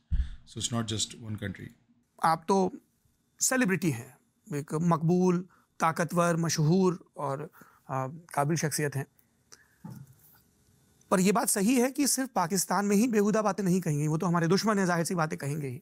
Hindustan में भी भाजपा के एक मंत्री हैं विजय शाह, मध्य प्रदेश में। जी मैंने पढ़ा, उनका बयान भी सुना। कर्नल सोफिया कुरैशी पर उन्होंने जो बात कही, बहुत ही आपत्तिजनक बयान है वो। और मुझे बहुत इस बात का दुख है रहता है कि अभी तक सरकार ने इस पे कोई कदम नहीं लिया है। ये इंक्वायरी और ये इवन जो कोर्ट है वो आपने SIT बैठा दी, क्या आपको क्या पता क्या लगाना है? वो तो है ना, सामने बोला हुआ आदमी ने, किस चीज़ की SIT है? आप क्या पता लगाना चाहते हैं? ये सिर्फ अपनी जिम्मेदारी किसी और को देना है। इतना खौफ क्या है? निकाल दो उस आदमी को। उस आदमी ने हिंदुस्तान की फौज की एक इम्पोर्टेंट मेंबर को, जैसे फौज ने कहा, अब खुद तो टहलती हुई नहीं चली गई होगी ना, फौज ने कहा होगा तुम जाके बताओ, तुम हमारी रिप्रेजेंटेटिव हो, तुम बताओ क्या हुआ और क्या कर रहे हैं हम। उसको तुम ऐसी बात कह रहे हो तो इसके आगे क्या केस क्या है? कुछ भी नहीं है। और नहीं उसे हटाना बहुत खराब मैसेज देता है। मतलब आपको ना इसकी माइनॉरिटी की इज्जत है और ना फौज की इज्जत। फौज ने तो इसे भेजा था। बिल्कुल, विंग कमांडर व्योमका सिंह और कर्नल सोफिया। तो ये वो है, दहशतगर्द की बहन है, ये टेररिस्ट की बहन है। हमारी फौज टेररिस्ट की बहन को भेज रही थी। किसकी इंसल्ट की तुमने? उसकी इंसल्ट की है, पूरी माइनॉरिटी की इज्जत, और फौज की इंसल्ट की है। और क्या करेगा ये? इसे फौरन निकाला जाना चाहिए, कोई शक नहीं इसमें। इन सब के बीच एक बहस ये भी चल रही है कि जंग के माहौल में एकता ज़रूरी है, पर क्या इस दौरान सरकार से कुछ फैसलों पर सवाल जवाब किया जा सकता है? सोनीपत में एक यूनिवर्सिटी, अशोका यूनिवर्सिटी, वहाँ पे पॉलिटिकल साइंस के प्रोफेसर हैं, महमूदाबाद, प्रोफेसर महमूदाबाद, तो उनके मामले बंदे का नाम है महमूदाबाद, एक आदमी का पूरा नाम महमूदाबाद है। That's crazy. हमारे यहाँ इलाकों के नाम होते हैं, ऐसे एरियाज के नाम होते हैं। हुई, उसमें भी सुप्रीम कोर्ट को इंटरिम रिलीफ देनी पड़ी क्योंकि उन्होंने He got arrested? What did he do? इन फैसलों को लेकर फेसबुक पोस्ट लिखी थी जिसमें सरकार की और राइट विंगर्स की आलोचना की थी। Oh, he criticized ये सब people in ठीक है। power. हालांकि मैंने उनका बयान पढ़ा, मैं आपको एक सच बताऊं, पूरे तो मेरी समझ में नहीं आया। वो इतना कुछ डेंस था, उनका जो स्टेटमेंट था, I could not get it completely कि क्या कह रहे हैं। लेकिन बहरहाल जो भी कह रहे हो, इससे डेमोक्रेटिक कंट्री, आदमी को कहने का अधिकार है। अगर वो आदमी जिसने ऐसी बात कही वो अपने ओहदे पे बना हुआ है, और ये आदमी जिसने कुछ बड़ी घुमा फिरा कुछ कहा था उसको आपने अरेस्ट कर लिया, ये तो बेईमानी की बात है। बेईमानी की बात है, ये नहीं होना चाहिए। इससे क्या मोरल खराब होता है। हमको ये मालूम होना चाहिए, हर सिटीजन को यकीन होना चाहिए कि ऐसी कोई तलवार हमारे सर पे नहीं लटक रही। जो हम महसूस करते हैं वो हम कह सकते हैं। इसको मतलब कैसे आपने तय कर लिया कि ये एंटी नेशनल और वो नेशनल है जो अभी तक मिनिस्टर बना बैठा है? Not fair. ओके, ये हम लोग इन सब चीज़ों पे बात कर रहे हैं। आपने थोड़ी देर पहले ओवैसी साहब का जिक्र किया था, तो मुझे आपकी 15 मार्च 2016 की स्पीच ध्यान आ गई। आप मिले हैं कभी पार्लियामेंट के बाहर? हाँ, बल्कि एक मरतबा हम लोगों ने प्लेन में, वो बराबर की सीट पे थे मेरे, तो हम कोई 2-2.5 घंटे तो हम दोनों ही एक दूसरे की कंपनी थे। वो ठीक है, वो दिलचस्प आदमी है वैसे, और ज़हीन आदमी है, और पढ़ा लिखा आदमी है। लेकिन कुछ मामलों में उन्हें शायद अपनी कॉन्स्टिट्यूंसी संभालनी पड़ती है, तो उसमें तो भाई हमारी राय उनकी राय एक हो नहीं सकती, कभी मरते दम तक वो अलग रहेगी। मैं भी इतनी उम्मीद नहीं करता हूँ कि वो बदल जाएंगे, बिल्कुल इतना तो पॉसिबल नहीं है, और हमारा तो सवाल ही नहीं है। वो चाहे पर्दा हो, 3 तलाक हो, पर्सनल लॉ हो, हिजाब हो, इस पे मेरी राय कुछ और है, उनकी राय कुछ और है। उनके भाई लीडर लोग हैं, वो ठीक है अपनी जगह, हम तो आम शहरी हैं, लेकिन राय हमारी जो है वही रहेगी, उसमें तब्दीली की गुंजाइश नहीं है। आपने कहा कि एक साहब हैं जो अपने आप को नेशनल लीडर मानते हैं, पर हकीकत यह है कि वो हिंदुस्तान के एक स्टेट आंध्रा के, एक शहर हैदराबाद के एक मोहल्ले के लीडर है। तो मैंने कुछ ऐसा गलत भी नहीं कहा। बाहर जाते हैं तो जमानत जब्त हो जाती है ज़्यादातर। अब इतने लोग खड़े करो, एक जीत भी जाएगा। मगर ये कि अल्टीमेटली क्या है, कोई ऐसा नेशनल पार्टी तो नहीं है ना। वो उनका जो सही पावर है वो उसी इलाके में है।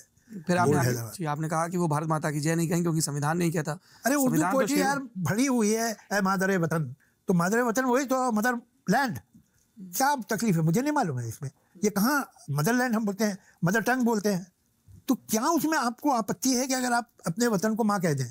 इसमें क्या हो गया? मतलब सारा मजहब आपका तबाह हो जाएगा, क्या होगा भाई?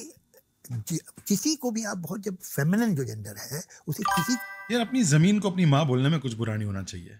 आई एग्री विद इट। अगर आपको बोलना है तो आपको बोलने देना चाहिए, आपको बुलवाना नहीं चाहिए। वो तो कुछ भी नहीं बुलवाना चाहिए किसी से भी, चाहे वो कोई भी चीज़ हो। Don't force people to say things they don't want to say, but if someone wants to say it, I don't think there is anything. तो मेरा कहने का मतलब ये, अगर कोई मुसलमान बोलता है भारत माता की जय, दूसरे मुसलमानों को उससे प्रॉब्लम नहीं होनी चाहिए, right? What's wrong in it? I don't see anything wrong with it. If he wants to say it, if it's his motherland, he can say to protect his motherland. I don't think anything wrong खूब with जब it. बहुत इज्जत देते तो उसे माँ कहते हैं। चाहे वो कोई गैर औरत है, अगर उसे बहुत इज्जत है, अम्मा बोलते हैं उसे। अम्मा ऐसा नहीं है, तुम गलत समझ। ये this is the expression of ultimate respect of a lady, of a feminine person, और हम अपने जो वतन को माँ कहे अगर, तो इसमें क्या क़यामत आ गई मुझे नहीं मालूम, उन्हें जरूर मुझसे बेहतर पता होगा, मुझे नहीं पता। तो फ्लाइट में बात हुई इस स्पीच पे बारे में? नहीं, छेड़छाड़ तो चलती रही, मगर सेंस ऑफ ह्यूमर है उनमें, ये अच्छी बात है। तो कोई ऐसी कड़वाहट नहीं, बड़ी मीठी बात हुई। वो भी अपना कुछ पिन लगाते रहे मुझे, मैं भी लगाता रहा उन्हें, तो मज़े में कट गई। तो हालांकि उन्हें प्लेन में बैठे बैठे एक नमाज भी पढ़ी, कुर्सी पे बैठे बैठे। तो मैंने कहा चलो भाई थोड़ी देर चुप रहता हूँ।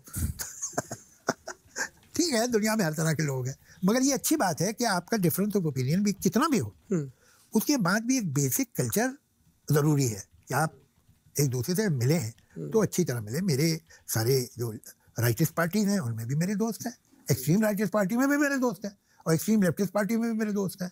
तो वो एक अलग बात है, उसमें वो इतना पर्सनली इतना कड़वाहट नहीं लानी। उसी स्पीच में आपने आगे कहा कि मैं इतनी शक्ति से, एक तो आपने कहा कि मेरा हक है और मैं कहता हूँ भारत माता की जय, और जो लोग इसका विरोध कर रहे हैं मैं उनको कंडेम करता हूँ, और मैं इतनी शक्ति से एक और नारे को कंडेम करता हूँ जो अक्सर हिंदुस्तान के शहरों में बोला जाता है कि मुसलमान के दो स्थान कब्रिस्तान या पाकिस्तान में, उसे भी कंडेम करता हूँ।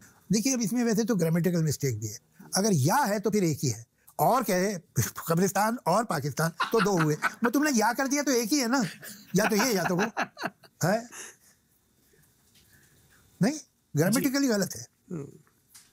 मगर ये भी प्रॉब्लमेटिक है, और ये कई जगहों पे डीजे पे और कई जगहों पे भड़काऊ इस तरह की चीजें, बहुत सारी बातें होती। देखिए, ये अजीब मुल्क है हमारा, ये इसके जो पैराडॉक्सेस हैं, जो कॉन्ट्रडिक्शंस अजीब हैं।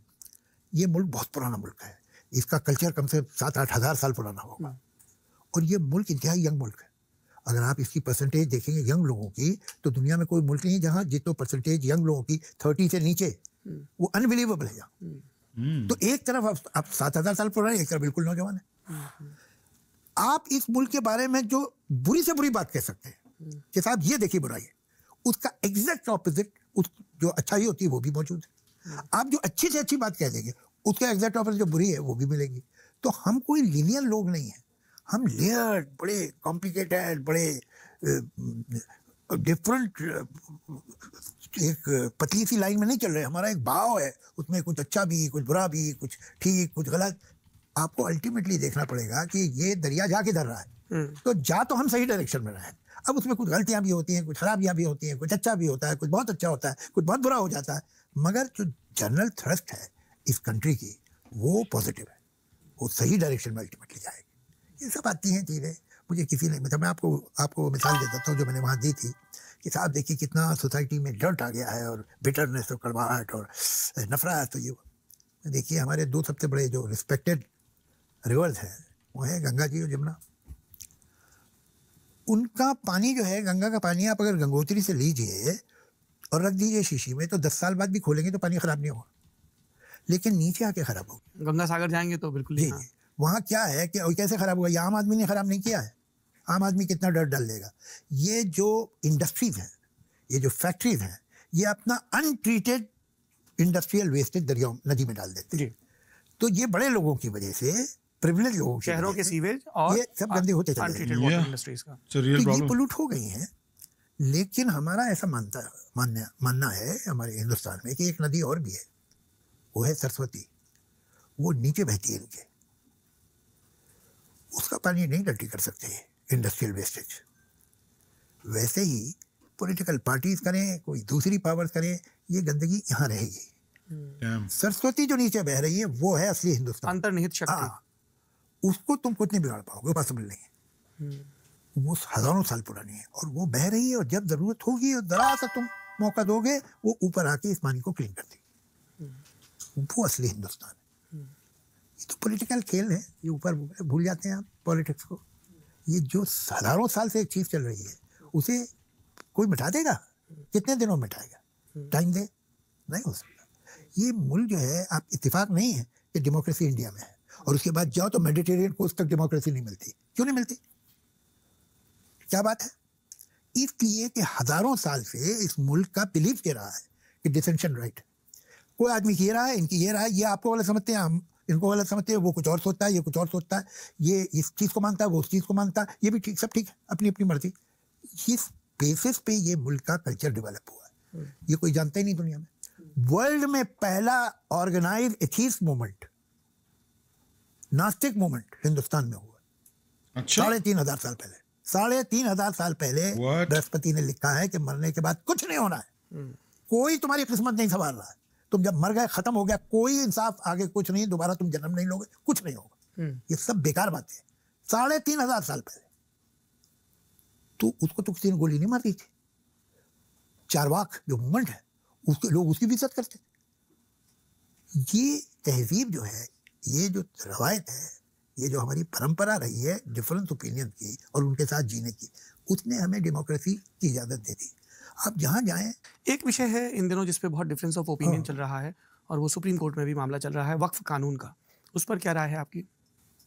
देखिए मैंने तो कुछ कभी वक्त से ज़्यादा दिलचस्पी ली नहीं, तो मैं उसकी बहुत डिटेल जानता नहीं हूँ, लेकिन ये कि मुझे ऐसा लगता है, मैंने कभी सुना नहीं कि कोई ऐसा स्कूल है जो वक्त चला रहा है, कोई कॉलेज है, कोई गर्ल्स हॉस्टल है जो वक्त ने बनाया है, कोई बहुत अच्छे उनके काम मैंने कभी सुने नहीं कि ये उन्होंने किया है। लेकिन जो लोग उसे ले जाना चाह रहे हैं और यहाँ से छीनना चाह रहे हैं, उनकी भी नीयत ठीक नहीं लगती मुझे। तो असल में क्या है कि जिनके पास है, मुझे उनकी भी नीयत ठीक नहीं लगती, और जो ले जा रहे हैं और ले जाना चाहते हैं, उनकी भी नीयत ठीक नहीं। सही, वो सोचते हैं यार ये भी इनके पास क्यों रहे। He's right. तो वो He's ऐसा not कुछ नहीं wrong. है कि कुछ बहुत भला चाहते हैं इस कम्युनिटी का, वो सब बेकार बात है। ये भी सच है और वो भी सच है कि मुझे तो नहीं, मुझे आज तक कोई स्टूडेंट नहीं बोला जिससे जो ऐसा, वक्त चला रहे हैं वो भी गड़बड़ है, हाँ, और और जो सरकार आप जो चलाना कानून चाहते हैं बना वो भी रही गड़बड़ है। तो मैंने तो कभी देखा नहीं कोई गरीब मुसलमान लड़के लड़की को कि जैसे बहुत फायदा हुआ होगा, मुझे नहीं मिला कभी कि साहब मैं जो पीएचडी करना चाह रहा था वो वक्फ वालों ने पैसा दे दिया कि तू चला जाके पीएचडी कर, मैंने नहीं सुना कभी।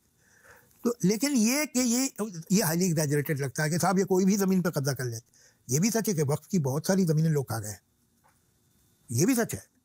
हो सकता है डिस्प्यूट हो कहीं तो कोर्ट में जाओ। सरकार का ये कहना है कि वक्फ के नाम पे मिसमैनेजमेंट बहुत होता है, हम अकाउंटेबिलिटी फिक्स करने की कोशिश कर रहे हैं। ये दलील है गवर्नमेंट की, नरेंद्र मोदी सरकार की। तो जितने अभी डिपार्टमेंट सरकार के पास है उसमें कोई गड़बड़ नहीं ना, वो तो ठीक चल रहे हैं, अच्छी बात है, तो ये भी ठीक हो जाएगा। आप कभी प्रधानमंत्री नरेंद्र मोदी से मिले हैं? मेरी एक बार फ़ोन पे उनसे बात हुई थी, वहाँ पर्सनली कभी मुलाकात, मतलब सामने तो गए हैं जब एक ही बार कि जब वो मैं रिटायर हुआ था राज्यसभा से, तो हम जाते हैं तो वहाँ प्रधानमंत्री और वाइस प्रेसिडेंट होते हैं स्टेज पे, तो वहाँ एक सेकंड को मुलाकात हुई थी। और एक दफ़ा लता जी का जब वो फ्यूनरल था तो उस पर वो आए थे थोड़ी देर के लिए, तो आमना सामना हो जाते बस। लेकिन एक बार फ़ोन पे मेरी उनसे बात हुई थी। आप बता सकते हैं हमारे दर्शकों को क्या बात है? बिल्कुल नहीं। और बोलिए। सीक्रेट किस विषय पर बात हुई ये बता सकते हैं? नहीं मतलब फिर मतलब अच्छा ये अच्छा है कि अता पता बता दो थोड़ा फिर हम ढूंढ लेंगे। वो गलत बात है, अगर कोई आपसे कॉन्फिडेंस में बात करे तो उसको बाहर नहीं बोलना चाहिए। हो गया, मैं जो इतना भी शायद नहीं कहना चाहिए था कि फ़ोन पे बात हुई थी, लेकिन हुई थी। मैं कहूँ कि नहीं हुई थी तो ऐसा लगता है कि मुझे याद नहीं रही। तो वो उनका बड़ा फन था कि मुझसे बात की उन्होंने। लेकिन आप अक्सर हमारे ललन टॉप के भी पुराने इंटरव्यूज़ में आपने कहा, अभी पिछले दिनों जब आप दिल्ली आए थे हमारी बातचीत हुई थी कि कॉपीराइट को लेकर एक बड़ा प्रोग्राम था, तो आप हर बार जब कॉपीराइट और लेखकों को उनका हक मिले तब आपने ये हमदर्द शब्द कहा, तो एक और कंट्रोवर्सी मुझे ध्यान आ गई जिसमें बाबा रामदेव ये कह रहे हैं कि अगर हमदर्द का शरबत पियोगे तो उस पैसे से मदरसे खुलेंगे। इसको लेके कोर्ट ने उनकी डांट भी लगाई। ये सब मसले आप तक भी पहुंचते होंगे? सब सुनते हैं, जोक्स हैं। मिले हैं कभी? हाँ जोक्स हैं। हाँ, दूर से ही कोई था शायद, वो हेमा जी की बेटी की शादी थी, हेमा जी धर्म जी की बेटी, उस पर वो आए थे, वहाँ उनसे सामना हुआ था। बाकी ये कि सदगुरु जग्गी से भी मुलाकात हुई जी हाँ, आपकी, और उनकी एक आस्तिकता नास्तिकता की बहस बड़ी जी हाँ, पॉपुलर है जी, जी। इंटरनेट पे, जी जी तो उनसे भेंट हुई फिर? 2 बार हुई थी, उसके बाद तो नहीं हो पाई। मुझे कोई कह रहा था कि वो कह रहे भाई उसको बुलाओ तो मुझे नहीं बुलाना, ऐसा मैंने सुना है। और नहीं, अगर गलत है तो फिर शायद फिर हो जाएगी मुलाकात। आपकी तरफ से ऐसी कोई शर्त नहीं है? मुझे तो कोई नहीं, I will be too happy to meet him. कभी ऐसा होता है उत्सुकतावश? जी उनके साथ भी हुई थी, अपना श्री के साथ। जी, आप ही क्या हुई थी इंडिया टुडे में, कॉन्क्लेव की तरह? कॉन्क्लेव में 2005 वो just name वो भी dropping हैं now. दोनों स्पीचेस जो है की थी हम दोनों ने, वो उस पे हैं यूट्यूब पे, वो अभी तक लोग देखते हैं, मुझे मैसेज भेजते हैं। कभी ऐसी उत्सुकता होती है आपको कि भाई आजकल ये धर्मगुरु बहुत पॉपुलर हो रहा है, बड़ा इसकी चर्चा हो रही है, जरा जाके देखें इनके आश्रम में या इनका लिटरेचर पढ़ें कि क्या बता रहे हैं? मैं एक ही आश्रम में गया हूँ, मैं ब्लू डायमंड एक होटल है वहाँ ठहरता था पूना में, और उसी के पीछे इनका शो नहीं थे, भगवान रजनीश थे, तो उनका 8 बजे से 9:30 बजे तक परिवचन होता था। तो मैं डायलॉग लिखने जाता था तो उसमें 20-22 दिन मुझे लगते थे स्क्रिप्ट पूरे लिख। रोज सुबह उठ के 8 बजे वहाँ पहुँचता था और उनका परिवचन टिकट लेना पड़ता था, शायद 10 रुपये का टिकट देगा। और मैं उनके परिवेशन सोचता था। मैं उनको मानता हूँ, ये नहीं कि मैं उनका फॉलोअर हूँ, इसलिए कि वो कोई एक इज्म नहीं चला रहे थे, उनका एक बंजी टकी philosophy. he was about life. Learned man, he was a professor. Yeah. वो जो टॉपिक Learned. लेते थे उस पर बहुत अच्छा बोलते थे। ये भी हो सकता है कि एक महीने बाद जो बोले वो इस बात के खिलाफ हो जो कल गई थी, ये भी है। लेकिन वो जब वहाँ बोलेंगे, अगर वो अश्वकर की गीता पे बोल रहे हैं तो बताएंगे कि उससे अच्छी कोई किताब नहीं है। अगले दिन वो बोल रहे होंगे वेद पे तो बताएंगे ये तो कुछ भी नहीं है जो वेद है। तो वो अलग बात है, मगर जो बोलता था इंसान कमाल। I know. कृष्ण, कबीर, ताओ, बुद्ध, सब क्या But do you not see the respect? अभी अगर ये सदगुरु की बात कर रहा होता तो मैं इतने रिस्पेक्टफुली देख रहा होता। Come on, I know he's talking about it. करते थे। He was a learned man and he was a great speaker. और वो लाइव सेशन होते थे, वो जवाब लाइव सेशन सामने अरे बैठ के वाह, सुनते थे। दिलचस्प। तो मैंने बहुत सुना उन्हें, और मुझे तो उनके कई paragraph, because he was so wonderful, तो मुझे तो पैराग्राफ ज़बानी याद है सुन के। इंटरेस्टिंग। हाल फिलहाल कौन सी किताबें पढ़ी हैं आपने? देखिए इन दिनों मैं 2 किताब पढ़ रहा हूँ। एक तो अरुण शौरी साहब की जो किताब है सावरकर पे, वो पढ़ रहा हूँ, और एक किताब है बड़ी इंटरेस्टिंग किताब है, उस किताब का नाम है Muslims against partition. Okay. Oh, wow. ये किताब आप भी पढ़िए, बहुत अभी मैंने कुछ Muslims against partition of India, revising the legacy of patriotic Muslims. Shamsul Islam. 40-45 pages पढ़े हैं उसके, जी। और दूसरी के भी इतने ही। अब वो दोनों कभी हो जाता है कि 2 किताबें आपके हाथ आ जाती है, हाँ। तो थोड़ा सा इसे पढ़ा, फिर ये पढ़ लिया, फिर वो, तो दोनों ही पढ़ रहा हूँ, और दोनों बहुत इंटरेस्टिंग किताबें हैं जी। और वेरी वेल रिसर्च। ये किताब तो मैं बहुत स्ट्रांगली रिकमेंड करूंगा आप लोगों को, मुस्लिम्स अगेंस्ट पार्टीशन। बढ़िया।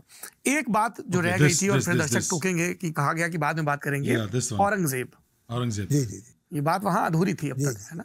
तो कई लोग ये कहते हैं कि जब हम हिंदुस्तान के शासकों की बात करें तो उनको पूरी तरह से देखें, चाहे हिंदू हो, मुस्लिम हो या किसी और धर्म के हो। बौद्ध शासक भी हुए हैं यहाँ पे, कनिष्क जैसे शासक भी हुए हैं।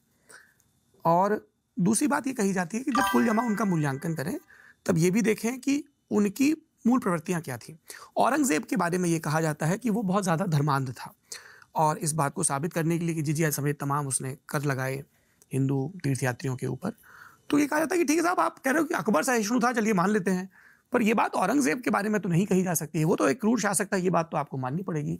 या वो सारे लोग जिन्होंने बुत तोड़े उनकी भाषा में, और भारतीय भाषा में कहें तो जगह जगह मूर्तियाँ तोड़ी, मंदिरों को खंडित किया, और ऐसे कई मंदिर, कई स्थान अभी भी मौजूद हैं।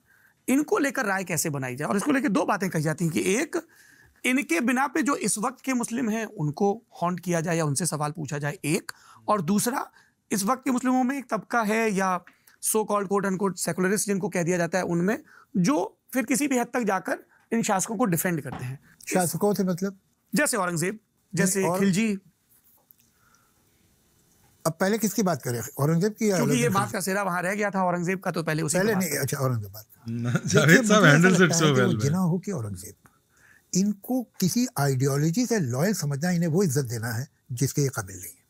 जिन्ना हूं या औरंगजेब। हाँ, ये किसी जिन्ना ideology क्यों के बोलते लॉयल साहब? नहीं, ये अपने Did you hear how Javed Akhtar said it? Jinnah. And then he straight up goes, Jinnah. के Aurangzeb. Listen how he says देखिए it. मुझे ऐसा लगता है Javed Akhtar भी Indian है ना? He's Indian, right? कि वो जिना हो कि औरंगजेब। Jinnah. का तो पहले उसी पहले की बात। नहीं, अच्छा औरंगजेब बात। और वो जिना को जिना नहीं बोला, जिना is different. देखिए मुझे ऐसा लगता है कि वो जिना हो कि औरंगजेब, इनको किसी आइडियोलॉजी से लॉयल समझना, इन्हें वो इज्जत देना है जिसके ये काबिल नहीं है। जिन्ना हूं या औरंगजेब। हाँ, ये किसी जिन्ना- आइडियोलॉजी के लॉयल नहीं, ये अपने से लॉयल थे। ये सिर्फ वो काम करते थे जिसमें इनका फायदा हो, वो काम नहीं करते थे जिसमें इनका फायदा नहीं जी। हो। सीधी बात ये है। Bro, Kamal, master manipulator है bro. He just compared Aurangzeb with Jinnah. What? What do you mean? What? Okay. जिना, अब फिर पाकिस्तानी बुरा मानने के लिए, भाई रियलिटी है, मैं क्या करूं? वो आदमी मैं बुरा नहीं मान रहा हूँ, I'm just फिर confused. लॉयल नहीं, ये अपने से लॉयल थे। ये सिर्फ वो काम करते थे जिसमें इनका फायदा हो, वो काम नहीं करते थे जिसमें इनका फायदा नहीं जी। हो। सीधी बात ये है। जिना, अब फिर पाकिस्तानी बुरा मानने के लिए, भाई रियलिटी है, मैं क्या करूं? वो आदमी, he was a pork eating, whiskey drinking, westernized gentleman, Sure, yeah. जिसको कोई Cigar संबंध smoking, नहीं था dog उसका owning, मजहब से। yeah. उसे जीतना था, पावरफुल बनना था। महात्मा गांधी ने आके सारे लोगों को छोटा कर दिया था। वो इतने टॉल थे कि उनके सामने सब, ये उसे बर्दाश्त नहीं था। ये तो कांग्रेस में था, ये तो हार्डकोर सेकुलरिस्ट था, ये आदमी वो था जिसने मोहम्मद जिना, उस आदमी का नाम है, जिसने खिलाफत मूवमेंट का जब सपोर्ट किया था महात्मा गांधी ने, तो इसने कहा था ये आप क्यों कर रहे हैं, गांधी हमें क्या लेना देना उनसे। हमें तुर्की से वही क्या आदमी 7 साल जब वापस आया, 7 साल इंग्लैंड में रह के प्रैक्टिस करके वापस आया, then he came in other अवतार, और उसके बाद इससे बड़ा विकेट नहीं मिल सकता था आपको। तो ये क्या है कि पावर हंग्री लोग हैं, इन्हें कहाँ, तो कल तक तो तुम सुअर खा रहे थे और शराब पी रहे थे, अब तुम इतने मुसलमान हो गए हो। ये कब हुआ? हमारे इंग्लैंड में लिंकन दिन में हो गया था तुम्हारा कन्वर्जन। उनको ये खेल लगा कि यहाँ वहाँ तो भैया महात्मा गांधी है, इधर मुझे कोई अलग दुकान खोलनी पड़ेगी अगर स्टार बनना है। तो ये किया, ये कोई उसूल के लोग नहीं होते। लुक एट औरंगजेब ये पहली दफा हुआ, ये मुगल किंग अपना कभी जानशीन, अपना वलीयत अपॉइंट नहीं करते थे कि ये मुझे सक्सीड करे, जो करे करे, कभी नहीं करते थे। शाहजहां इज एन एक्सेप्शन, उसने अनाउंस कर दिया था कि मेरे बाद मेरा बेटा दारा शिकोह। दारा शिकोह कौन था? दारा शिकोह वो आदमी है जिसने 8 उपनिषद पर्शियन में ट्रांसलेट किए हैं। दारा शिकोह वो था जो जिसके ये जो अपना कमलापति त्रिपाठी एक जमाने में बहुत बड़े पॉलिटिशियन थे, लीडर थे, उनकी 8वीं 9वीं पीढ़ी, उनकी हवेली आज भी वहां पर है बनारस में, जो दारा शिकोह ने दी थी। वो गुरु थे दारा शिकोह के, जो वेदांतों से पढ़ाते थे। वो मृग छाल पे बैठता था, उसके वो कृष्ण की और शिव की तस्वीर उसके गले में, अंगूठी में, ये सब रहती थी। उस लड़के को शाहजहां नॉमिनेट कर रहा है कि ये मेरे बाद बादशाह बनेगा। तो इस लड़के के बारे में तो हमको मालूम ही हो गया, कुछ शाहजहां के बारे में भी पता चला। और ये जो लड़का था जो सबसे छोटा, उसको उसने दक्कन भेज दिया। उस जमाने में दक्कन उस ऑफिसर को या उस कमांडर को या उस प्रिंस को भेजते थे कि this is the maximum distance from the capital, punishment posting, कि वहां पर ये कैपिटल में नहीं आ सके। तो जाहिर है जितने सेकुलर कोटियर थे, जो सेकुलर पावर थी, और बहुत बड़े एक उसमें बहुत हिंदू वो थे, जनरल थे, बड़ी बड़ी पोजीशन पे, आर्मी वो चला रहे थे, राजपूतों के हाथ में मुगल आर्मी थी, ये सब दारा शिकोह के साथ थे। तो उसके पास बचा क्या? उसके पास बचे सिर्फ फंडामेंटलिस्ट जो उस एरिया में थे, दिल्ली में थे। ये आदमी जिसका नाम औरंगजेब था, शराब पीता था। ये कोटजा पे आशिक हो गया था, वो मर गई थी, तो उस पर पोएट्री भी लिखता था और शराब पी के पागल हो रहा था, लेकिन उसे किंग बनना था। तो उसे यही मालूम था कि अब कॉन्स्टिट्यूएंसी मेरे पास कौन सी है, ये कॉन्स्टिट्यूएंसी है जो कम्युनल मुसलमान है, वही मेरी कॉन्स्टिट्यूएंसी है। तो वो ऐसा हो गया। उसके बाद उसने जब पावर हासिल की, तो कहाँ पर मंदिर तोड़ना है, कौन है ये मेरे साथ नहीं, इनका मंदिर तोड़ दो, इनको डिमोरलाइज। आप मंदिर तोड़ते हैं या रिलीजियस प्लेस तोड़ते हैं डिमोरलाइज करने के लिए कम्युनिटी के। आज भी अगर किसी शहर में मंदिर तोड़ते तो मंदिर से थोड़ी उन्हें तकलीफ, वो इसलिए तोड़ेंगे ये जो लोग हैं डिमोरलाइज हो जाए, डर जाते हैं यार तो मंदिर तोड़ दिए। ये किया। उसी आदमी ने बहुत सारे टेम्पल को जागीरें भी दी हैं, इंक्लूडिंग उज्जैन का जो temple, this is also history. तो इनको कहना है कम्युनल थे, ये फेनेटिक थे, वो इज्जत देना है जिसके काबिल नहीं। ये अपॉर्चुनिस्ट थे और इमोरल थे। That's what I feel. उसको जो शिवाजी के लेटर्स हैं, कुछ 23 या 27 लेटर्स दुनिया में मौजूद है। वो किसी को कम्युनल कहना और सेपरेटिस्ट ये सब कहना, क्या बोला, क्या वर्ड्स थे? तो इनको कहना है कम्युनल थे, ये फेनेटिक थे, वो इज्जत देना है जिसके। किसी को कम्युनल और फेनेटिक कहने में इज नॉट इज्जत देना। Why is he saying that? That's what I am like confused about. किसी को अगर मैं कम्युनल बोल रहा हूँ या फेनेटिक बोल रहा हूँ, मैं उसको इज्जत नहीं दे रहा हूँ। इट्स नॉट एन इज्जत। Why does he keep calling it इज्जत? इज इट सेइंग कि वो कंपैरिजन के तौर पे दैट्स लाइक एन इज्जत compare to what they actually were? Sure they were even worse, but being a fanatic and communal is not a sign of respect either way. Also history.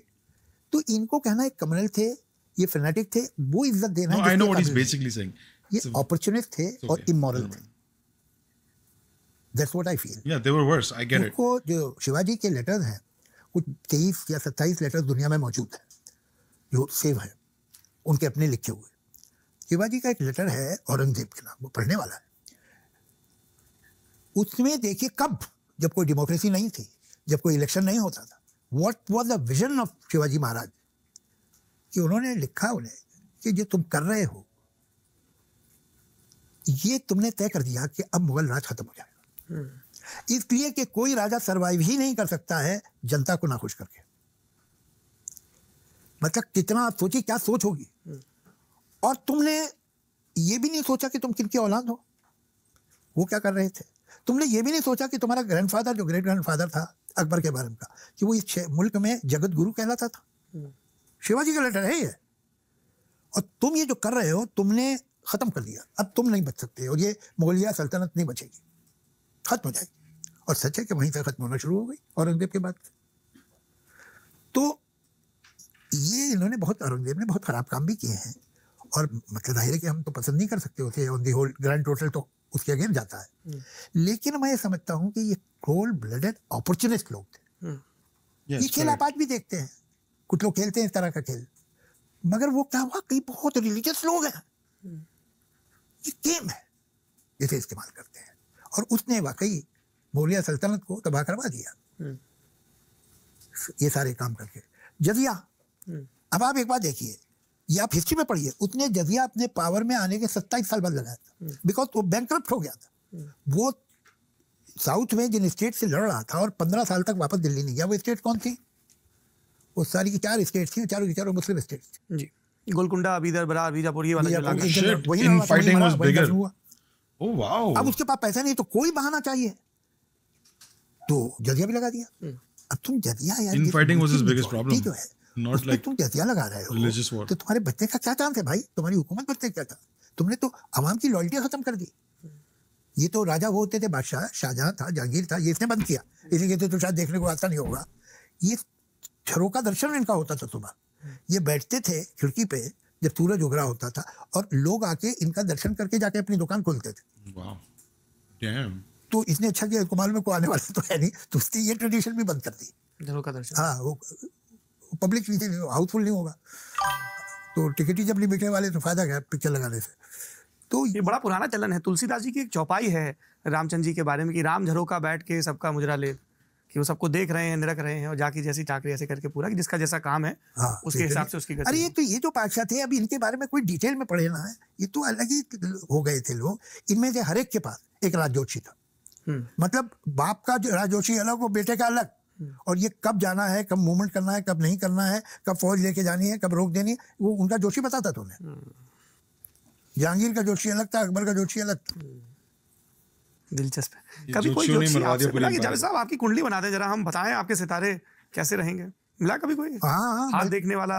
मुझे बहुत पसंद है हाथ दिखाना अपना। उससे क्या होता है, ये मालूम हो जाता है ना कि इस आदमी की मेरे बारे में राय क्या है। True true, interesting. अगर अभी जिस विषय पे हम बात कर रहे थे आपकी दिलचस्पी हो, तो दारा शिकोह पर इतिहासकार अवीक चंद्रा की एक बड़ी दिलचस्प किताब है, वो आपको पढ़नी चाहिए। उसमें ये भी है कि किस तरह से ज्योतिषियों से समय पूछकर लश्कर कब मूव करेगा, कब मकाम होगा, कब जंग होगी, ये भी। और दारा जब राजधानी में थे, उस समय की राजनीतिक परिस्थितियाँ क्या थी। इनफैक्ट एक फ्रेंच यात्री थे, बर्नियर शायद, उन्होंने भी बड़े डिटेल में लिखा है कि औरंगजेब ने, आपने अभी कहा कि अब तो फटाक से बात हो जाती है, तो ये इस बातचीत का आखिरी सवाल है, आपकी कंगना रनौत से अब बात होती है? हाँ, नहीं मतलब उसी दिन कोर्ट में मिली थी, जिस दिन उन्होंने वहाँ एक इसका कोई आंकड़ा क्या अपॉलॉजी जज के सामने कंगना रनौत के साथ उस पर साइन कर दिए।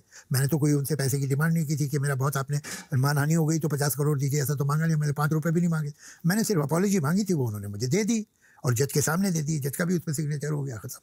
तो उसके बाद जब हम वहीं बात कर रहे थे तो चलते वक्त तो ये बात हुई कि आप मेरी अगली पिक्चर में गाने लिखे, मैं तो लिखूँ, क्यों नहीं लिखूँगा।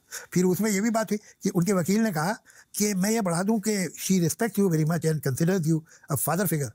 तो मैंने कहा नहीं, ये मत लिखो, इतनी खूबसूरत लड़की मैं फादर फिगर नहीं बनना चाहता। तो ठीक हो गया, ठीक है, आपने भाई जो हमने मांगा था आपने अपॉलॉजी लिख के कहा कि मैं कोई बात कभी आपके बारे में नहीं, कुछ भी हो जाए ठरक नहीं मरेगी कभी मर्द की करूँगी। तो अब इससे ऊपर मुझे क्या चाहिए? तो कोई जानी दुश्मनी तो है नहीं। उन्होंने गलत बात की थी जो बेसलेस थी, झूठ थी, उस पर उन्होंने अपोलोजाइज कर लिया अनकंडीशनली, खत्म बात। अब उसको दिल में रख के क्यों चलूँ? अब मिलेगी तो मैं बहुत अच्छी तरह मिलूंगा। ऐसा लगता है कि अब 80 का हो गया हूँ, जिन लोगों के लिए मन में किसी वजह से मलाल रहा उनको भी अब माफ कर दूं, या किसी से माफी मांग लूं? कुछ लोग हैं जिन्हें मैंने माफ नहीं किया, उनका नाम नहीं बताऊंगा आपको, वो दिल में है। पर ऐसे भी हैं कि फोन उठा के कि यार पुरानी बात है, चलो अब खत्म हुई, कभी किसी से अपनी तरफ से पैरवी कर ली? कर लेनी चाहिए। वो ज़्यादा कड़वाहट जिंदगी में रखना और नफरत रखना अच्छी बात नहीं है। डेफेमेशन केस देखिए, उसमें आप ही का नुकसान है। अगर दिल में अच्छे इमोशन है तो आप खुश रहेंगे, आराम से रहेंगे। दिल में अगर गुस्सा है, चिढ़ है, नफरत है, तो आप खुश नहीं रहेंगे। तो अच्छी बात यह है कि ज़्यादा से ज़्यादा लोगों से आपके अच्छे रिलेशन हो, मोहब्बत का रिश्ता हो, और दुनिया में ज़्यादा से ज़्यादा चीज़ों में आप इंटरेस्टेड हो। आपकी खुशी इंटरेस्ट में है। अगर आपको स्पोर्ट्स से भी इंटरेस्ट है, लिटरेचर से भी इंटरेस्ट है, म्यूजिक से भी इंटरेस्ट है, साइंस से भी इंटरेस्ट है, इन्वेंशन क्या हो रहा है वो भी, तो आपकी लाइफ भरी पूरी, हर बार कुछ मजे की बातें मालूम हो रही। अगर आपको इन चीज़ों से इंटरेस्ट नहीं है, तो एक ही चीज़ से, तो आपको इतना इंटरेस्टिंग नहीं लगेगी life. If you are interested in life, then I life will agree. be interesting for you. That's life actually तभी such a good इंटरेस्टिंग हो point. सकती है अगर आप इंटरेस्टेड है. अगर आपको उससे दिलचस्पी है तो So true. अच्छी है. आपको दिलचस्पी नहीं रही किसी चीज से तो फिर बोरिंग है. लेकिन एक चीज़ है जिसमें आपकी कतई दिलचस्पी नहीं है, हमने जब सुना था पहले भी जी. तो हमको बड़ा अजीब लगा था. आप बोले कि मुझे सोना सख्त नापसंद है. भाई सोना मुझे टेम्पररी डेथ लगता है, तो जब तक जिंदा रह सकूं रहता हूँ. अब बिल्कुल ही आंखें कुर्सी पे ही झपकी लगने तो अलग बात है. बड़े मायूस होकर सोने जाते हैं कि हाँ, एक दिन और मजबूरी गया. से. भाई इतनी की इतनी देर में यार ये तो पता नहीं दुनिया आगे निकल जाएगी, मैं तो रह जाऊंगा, ऐसा लगता है मुझे. चलिए दुनिया अपनी रफ्तार से चले और उसको हम लोग. This is why I say कि यार दिन में सिर्फ 24 hours क्यों है? Can we have like maybe 30 hours, maybe a little bit more? There's so much more to do. There's so much more to be, you know, so much more to live. Damn, it's a really good interview, really good podcast. I enjoyed it. I thoroughly enjoyed the conversation, the craziness, the anger, the wisdom, especially. बहुत यार, I mean, he's a gem. He's a legend, and I'm sure anything I would have said, he would have like defended my right to say it. I don't think he would. He might not like what I have said, but I don't think he would like disagree with the fact that I'm allowed to say what I said. You know, what a great human being, man. You always learn something from him. Yeah, he tells a lot of old stories, but you know that's all old people. You can't blame him for that. Yeah, he's a gem, man. He's a gem.